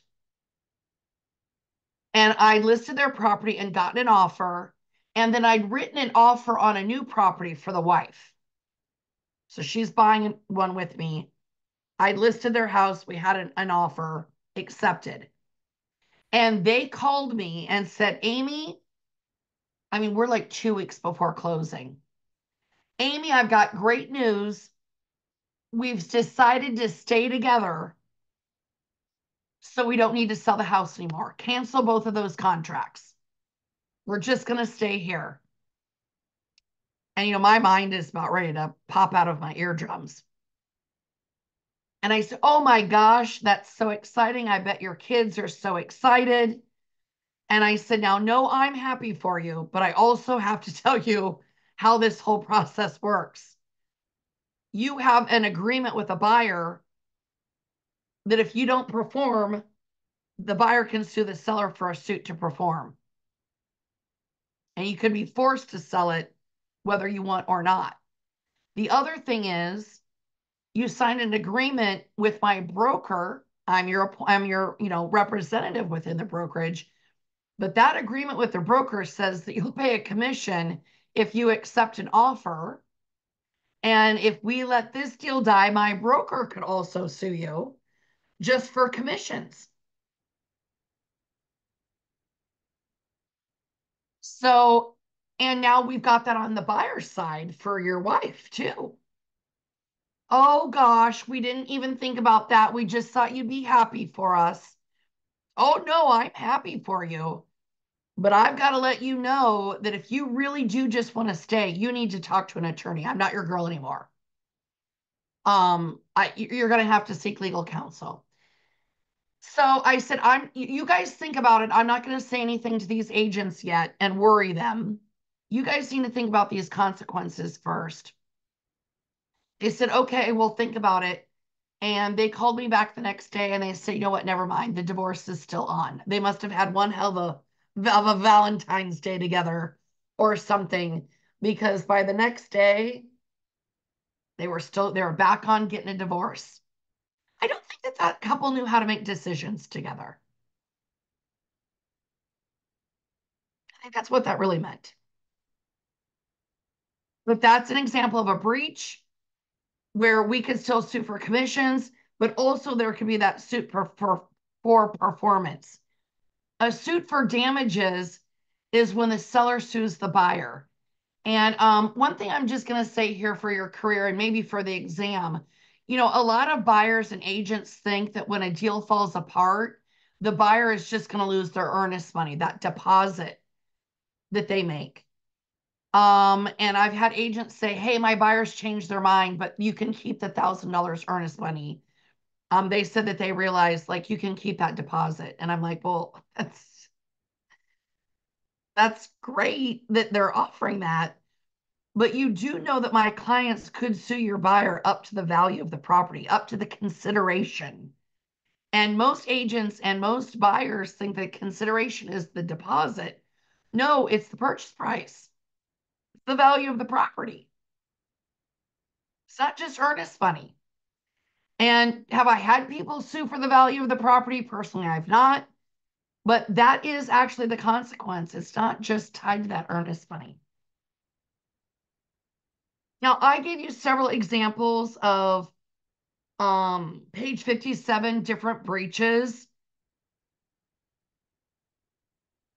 Impossibility, I think a good one for the exam is going to be a loss of job and they can't get financing.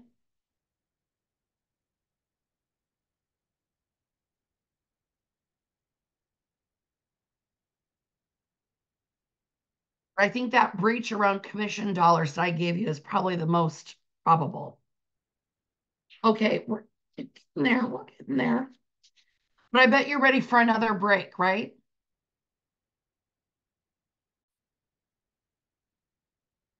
And we'll now get into leasing and property management. 3 test questions on page 58. I think I already said this morning, but I get a lot of feedback from students who say, Amy, I had way more than 3 leasing questions and property management on the exam. Well, first of all, you're going to have 3 property management on the state and 3 on the national. But also remember this. A lease is a type of contract. Property management is a type of agency. So just because it has the word lease in the test question doesn't mean that it's leasing question. It's probably a contract question or a question about property management. What's your role? What duties do you owe your client? That's not about leasing and property management. That's an agency question, okay? So when it comes to leasing and property management, I've really got 3 basic areas where I think that you're going to have exam questions. One is going to be the length of a lease. So the term of it, how long is it? How it's paid. And then what are the extra duties and role responsibilities of a property manager that are maybe different than a real estate agent? Those are my 3 big rocks. And guess what? There's also 3 questions. Page 58, under leasing basics, we've got estate for years, which is a lease. This is the term or the length of the lease. An estate for years is a definite period. Hard start, hard end. They do not need to give notice. Hard start date, hard end date. An estate from period to period might be what you've heard as a month-to-month lease before, which requires the tenant to give a certain number of days notice that the lease will be ending. If they don't give that notice, they're paying rent the next month. Right? It's period to period. An estate at will is for an indefinite amount of time. I would almost consider it the exact opposite of an estate for years. An estate at will is indefinite. There's no hard end date. It could be for 1 day, 1 week, 1 month, 1 year, 1 month, whatever. It only ends when either the landlord or the tenant gives notice. Landlord or tenant gives notice. And an estate at sufferance Well, this is when a tenant's lease is up and they won't get the hell out.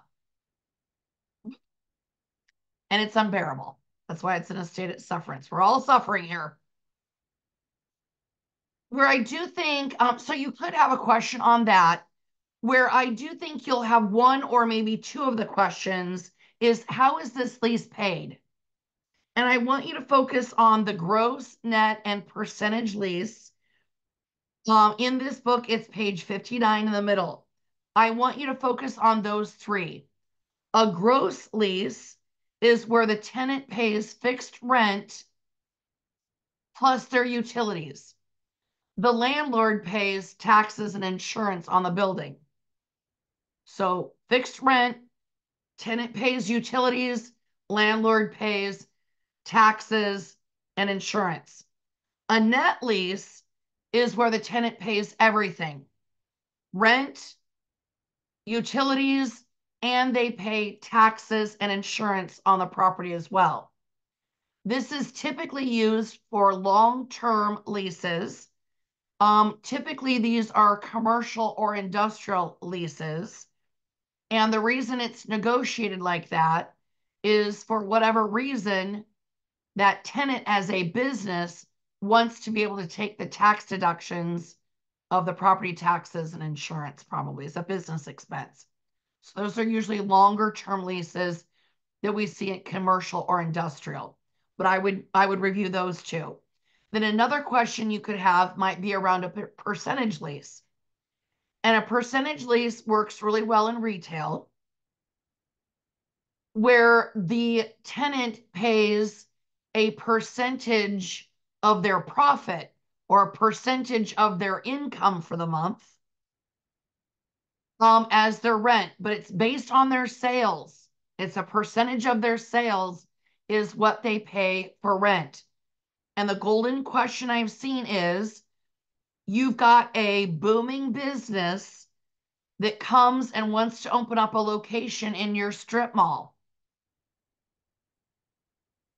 How are you most likely to charge them rent? And it's going to be a percentage lease, right? Yeah. Now, for property management, it starts at the bottom of page 61 and into 62.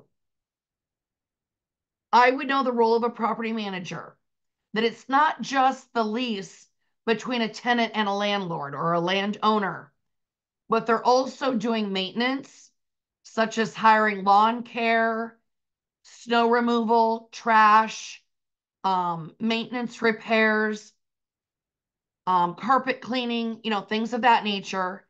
And then the other layer of it, so leases, managing the property in terms of condition and maintenance.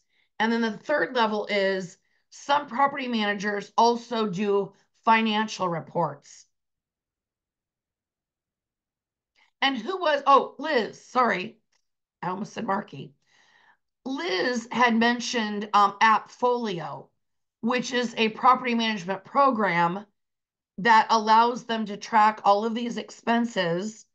That if the screen door gets broken and the screen falls out of it, and now the landlord has to fix that for the tenant, she's also managing what that financially looks like and giving profitability reports or cash flow reports. Or maybe the landlord is required to keep a retainer for repairs on hand. That's part of the agreement with Liz. They're also doing, like I said, a lot of maybe financial reporting. So there's I think of that as really three layers with the property manager: is leasing it, maintaining it, and keeping financial reports. The other thing that I think is good for you to review, and I will ask you to review this again with the state content, is what goes into a property management agreement.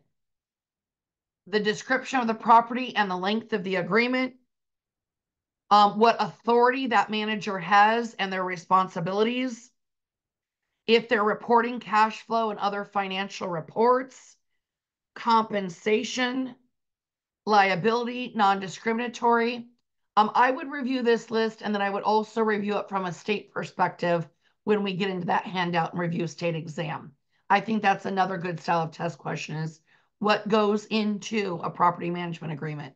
Well, it's different than a listing agreement because we've got to define what extra duties that manager is doing on behalf of the property owner. Some property managers, all they do is help you put a lease in place. And then you take that back and you do all the maintenance. You do your own cash flow. There are those different levels of those three kind of steps I've shared. Okay. Transfer of title. This starts on page 63. And we've got 6 test questions here. And the first thing I think we should review is the different types of deeds.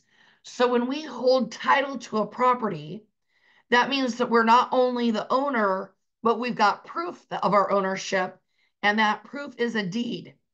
Now, there's many different types of deeds, many. But there's probably 5 or 6 in here, 7 in here. But let's first start with what makes a valid deed. And we're going to go back to legal competency. And I'm going to stress to you again that if a minor signs any legal documents, it's voidable, voidable, voidable all day long. If you don't have a minor voidable question on the exam, I'm going to be so disappointed in PSI. I'm going to be disappointed. That to me is almost like a rite of passage question on the exam for you guys. The other thing is the deed is what needs notarized. The deed is what needs notarized. Not the listing agreement, not an agency agreement, not a lease, not a purchase agreement to buy real estate. It's the deed that needs notarized.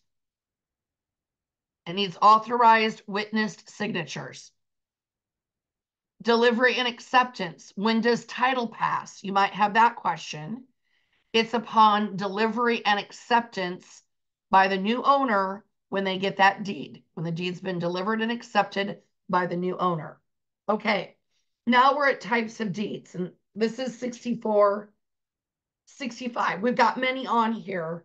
I'm going to have you focus on 3. General warranty deed. I want you to know that this is the best deed out there. That's a great test question. Now, I know it says general, which kind of, for some of you might think generic.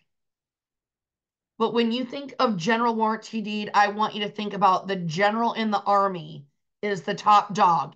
That's the best person. 5-star general here. Best deed. And the reason it's the best is because it warrants against any title defects that could affect the value of the property in the past, present, and future. A special warranty deed only protects against past and present title defects, but not the future. This is the one on the exam you'll want to know is typically given for a foreclosure or REO, real estate owned property. And then last but not least is the quit claim deed. Quit, not quick. Quit claim deed. And this one is garbage. No, this one offers the least amount of warranty ever. This is a way to clean up title or just pop people on or off.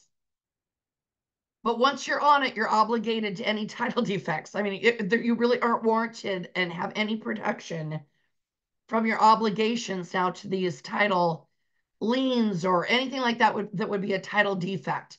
So know that this is the most unreliable type of deed out there. Highly unreliable. It's the drunk uncle of deeds, right? Always gets the story wrong and shows up to the picnic with just a fork. Like that's the quit claim deed. It's just for cleaning up title, getting someone off during or removing someone during a divorce, or maybe you add someone to make sure that title is clear when you get married, something like that. For title records, I would really want you to know priority in the middle of page 66. This is the priority, how liens are recorded on a property. And the rule is it's first come, first serves. First come, first serve. The first lien recorded in time already always has the priority, unless what? There's a big caveat to this. If it is a property tax or a special assessment, it always jumps to the top no matter when. Property taxes and special assessments always get paid first. And how that is worded, however, liens for property taxes and special assessments always come first, no matter what order they are recorded. That's even good phrasing for you to see on the exam. I do want to make sure that we know what title insurance is on page 67.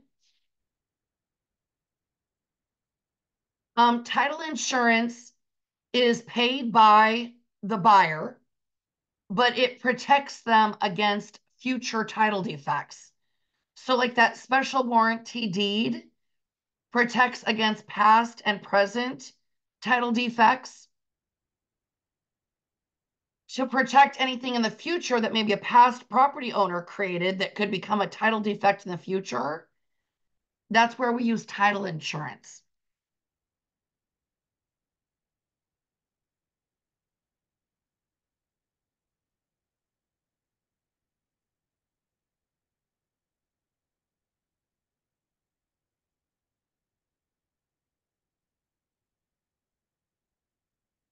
Then I do want to make sure we hit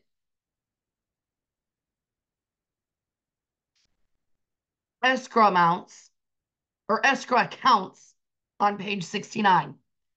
An escrow account is where we hold other people's property, money, deposits, earnest money, or how we settle a transaction at closing is we bring all the buyer's money in and we take all the money out and disperse it according to the contract, and what's left over goes to the seller as proceeds. But every dollar in has to be every dollar out. This is other people's property, and it cannot be commingled with just the general checking account of anyone. It's got to be a standalone account that is just other people's money. And we got to make sure it's there. So when it needs to become available, we know that I didn't go to Prairie Meadows and gamble it. Now it's gone. Got to be trusted. That's why in Iowa we call it a trust account, is because we trust that it's going to be there when the client needs it made available. Okay. So those escrow accounts, know that commingling or conversion, commingling funds with another account is illegal. And another word they might use there is conversion. Another really good question is, who can have an escrow account? Who can have an escrow account? It could be a bank.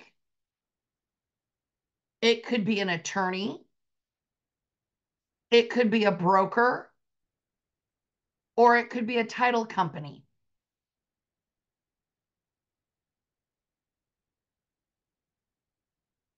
Then on page 70, I would know this as a definition, and then you could have math on it under the calculations section.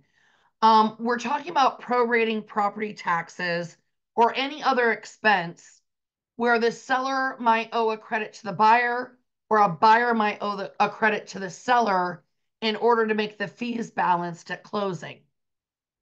So I would know these by definition for this section, and then you might have math around it, specifically around property taxes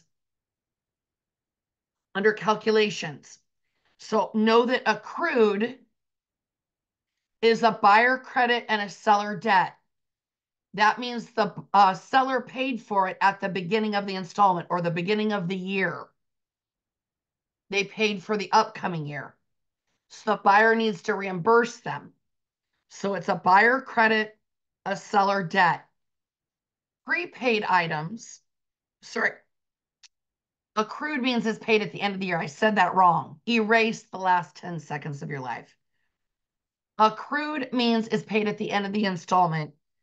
Buyer credit, seller debt. Buyer credit, seller debt. Prepaid means it was paid at the beginning of the installment or the beginning of the year, for example. And now that's a credit to the seller and a debt to the buyer. If I mix those up, I apologize. I always want to start with prepaid, but it's alphabetical in your book. Sorry about that.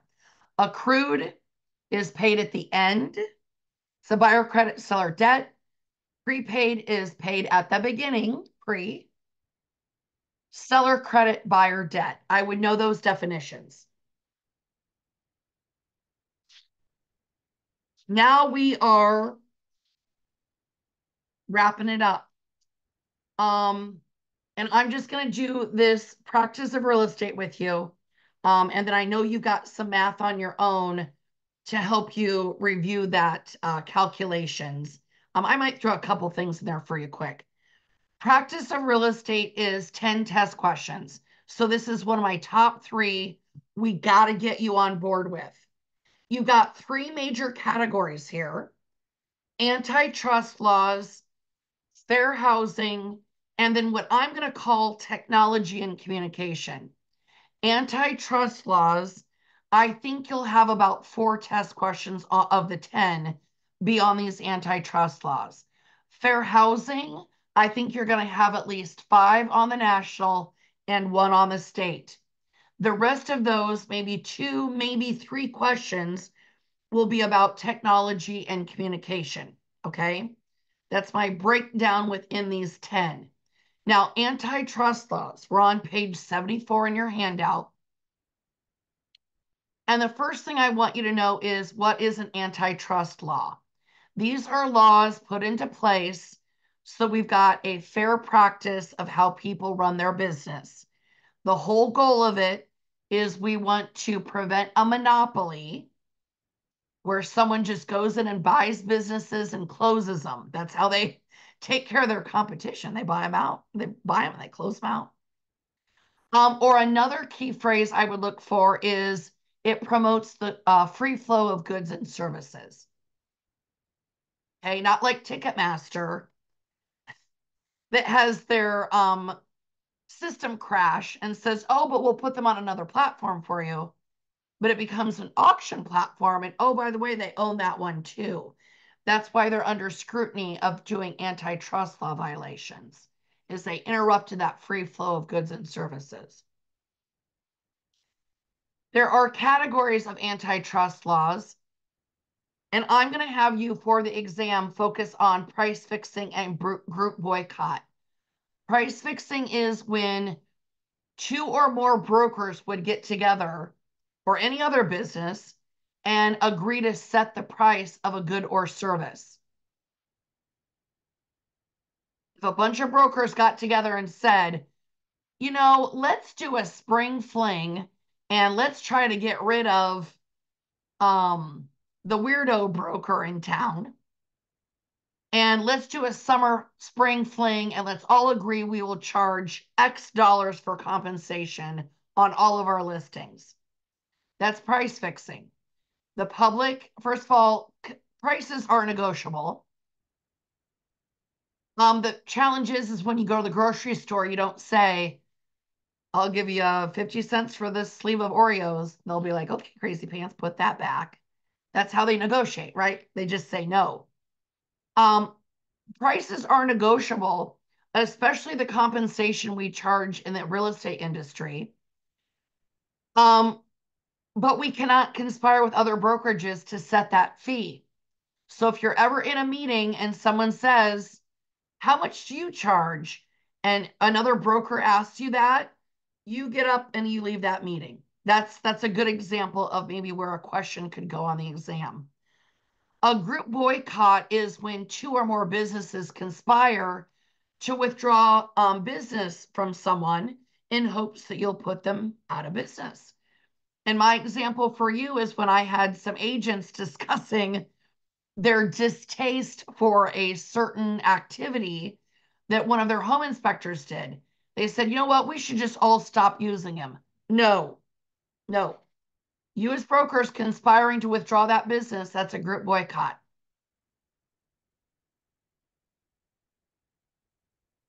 Then the other one that might come in is a tie-in agreement or tying agreement at the bottom of page 74. And guys, this is in state law for Iowa as well.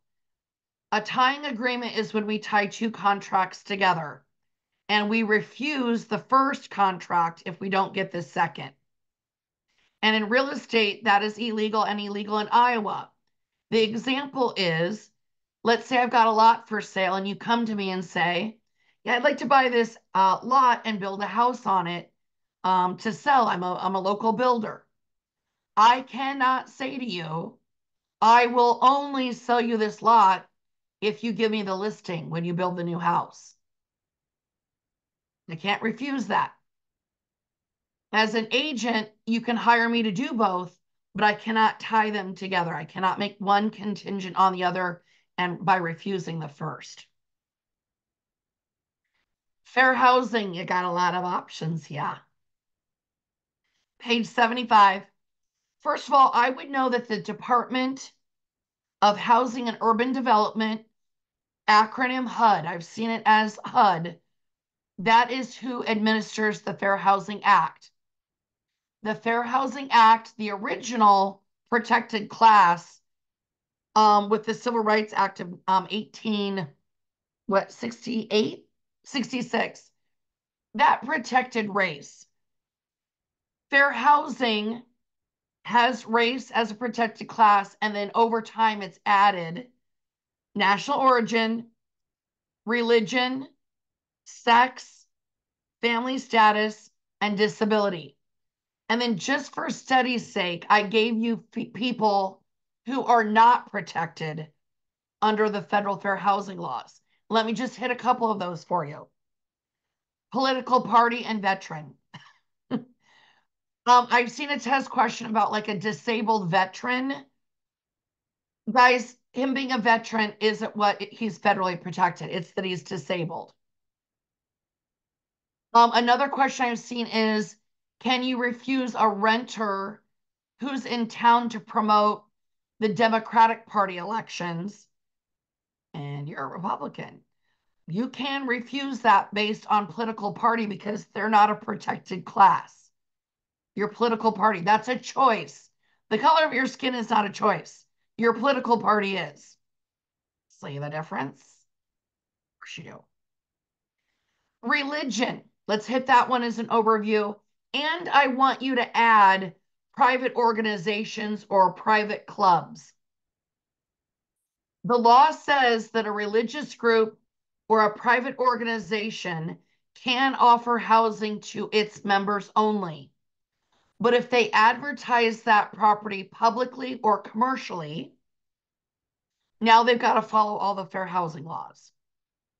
They can't advertise it publicly and be like, oh, now you have to join our church and become Lutheran. No, they've got to follow fair housing laws. Now, can they offer that just to the members of their church? Yes.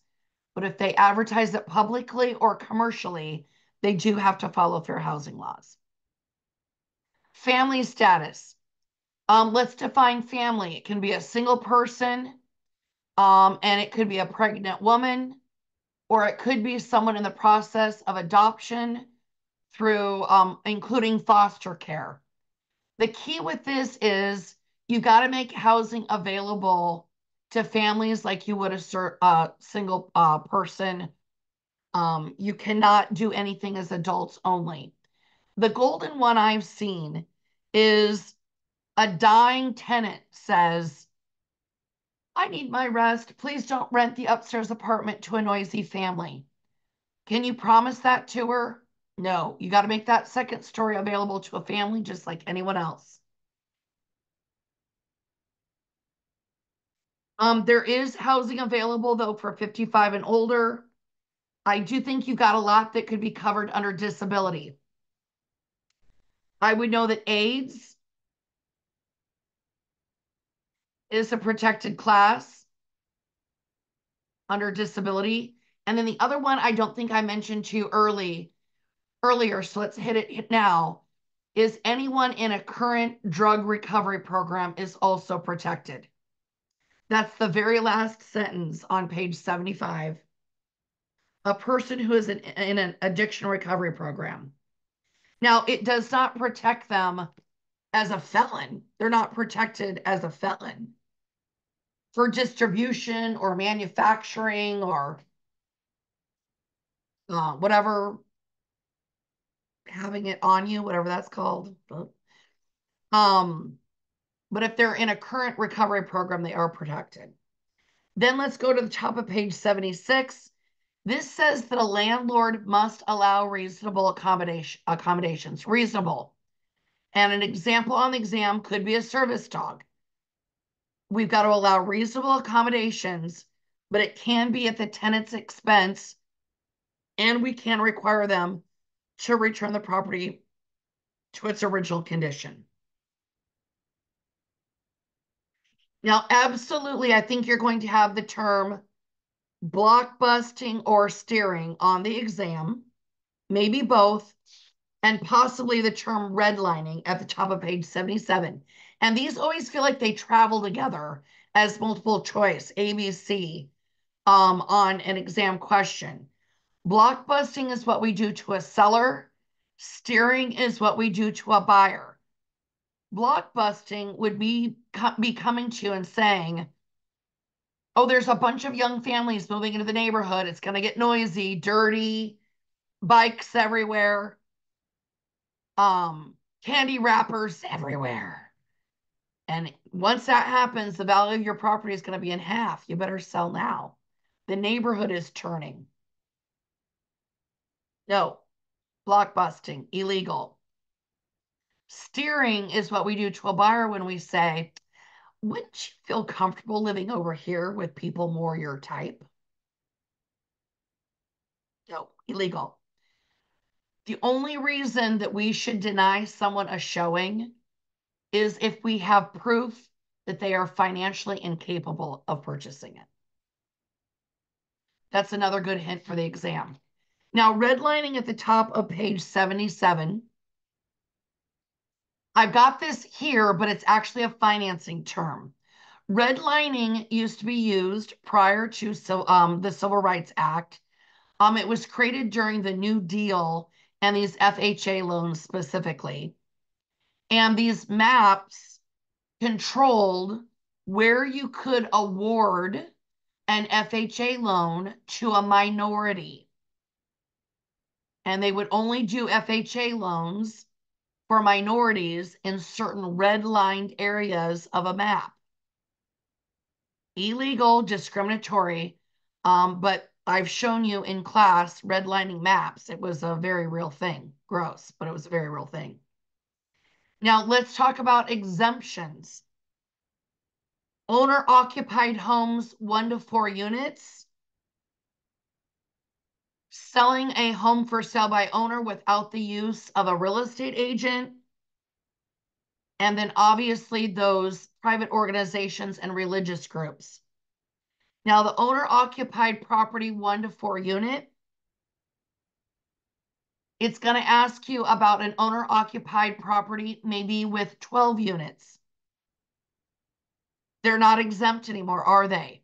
It's only owner-occupied 1 to 4 units, which means if you got a duplex and you live on one side and you're living on the other, you can make the decision that maybe as a single female, you don't want 2 men living next door to you. You only either want 2 women or a couple. Or another example is maybe you've seen ads or not, I don't know, where it's like female roommate seeking female roommate.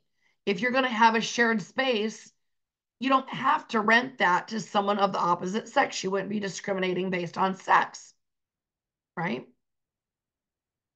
So owner occupied 1, 2, 4, 1 through 4. Some other advertising basics that I'll just mention is make sure that you're keeping things in general circulation. So advertising a house in a Korean only speaking magazine might indicate that you've got to be Korean to purchase that property. So you want to keep things in general circulation. Now, by the way, if you want to advertise in a Korean speaking magazine, or I know we talked, some of you are bilingual and you want to advertise your business, that's fine. It's advertising a specific property that we've got to keep it generic or general. And one last thing I had you add to your notes is if you're going to file a complaint, you've got 1 year to do it with HUD. 1 year. 1 year. Under technology and communication, I would know what the MLS is. And here's what I want you to know about the multiple listing service. That's an elected membership. That's not controlled by your state licensing. It's an elected membership. So I can list properties all day long and not put them on the MLS. Those are two very separate things. There's state law that requires me to have a real estate license or a broker's license to charge a fee for my service. But if I choose to join a local board of realtors so I can market those properties to other agents on a multiple listings, that's a membership. That's a choice, not a law, not a requirement. That's what I think I would want you to know about that one if it came up. You might want to know the term puffing versus fraud. Puffing is technically legal. It's just an exaggeration. And it's annoying. But it's also not illegal. But here's where I think your questions could be. That advertising, internet and email, but not limited to. This is also in the state code. You've got to have these 4 elements when you advertise. Your name, your broker's full name. So not just the acronym. I can't just use like ASRE for Amy Schaefer Real Estate. I've got to spell it out. So my name, broker's name, city and state where my office is located, and where I hold a license. So licensed in Iowa, for example. But the one key thing there is your broker's name always has to be on all of your advertising, no matter what. That might be another layer of it. But these 4 items at minimum. Then it's become popular, I've seen lately and heard lately. What makes electronic signatures on a contract legitimate or legal? Well, it's because of the Uniform Electronic Transparency Act, not ACE Act. Basically, it's a federal law that allows it. Now, I just mentioned I'm not going to go through math because you would just be rereading the same stuff. That's not really going to help you move the ball forward. But of your 5 calculations, as I've mentioned, I would focus on financing. So loan to value and debt to income. Then I would also know discount points. That's 1% of the amount borrowed. And then I would also know how to use that amortization chart. For those of you that might be testing from home with a proctored at home examiner, I've heard a lot of people say that factor chart, they've not needed it, but I still teach it just in case because I never know what all's on the exam. And then I do think prorating property taxes that starts on page 86 will be helpful. Now, I've also, again, given you the reminder of the definition of prepaid and accrued. Prepaid is a credit to the seller and a debt to the buyer. Accrued is a credit to the buyer and a debt to the seller. So I've got that for you again. And then let me review this with you. The 360 and the 365-day method. If they ask you to do the 365-day method for property taxes, you literally take the yearly amount and divide it by 365.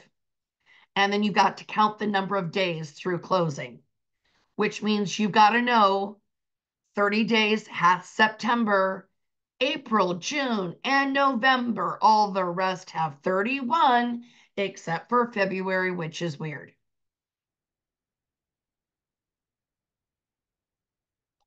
The other method is 360 days, 360.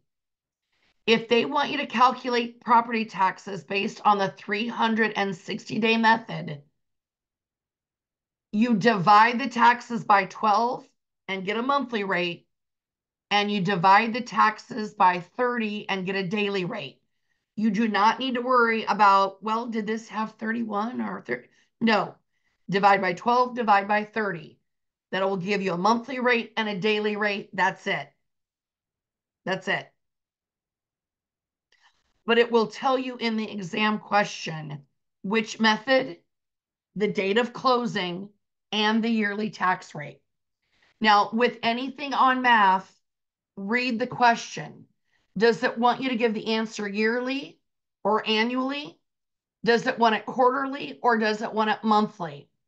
Read that, because that might determine, do I need to divide this by 12 to make it monthly? Or they want it annually. Do I need to multiply this by 12 to make it annually, right?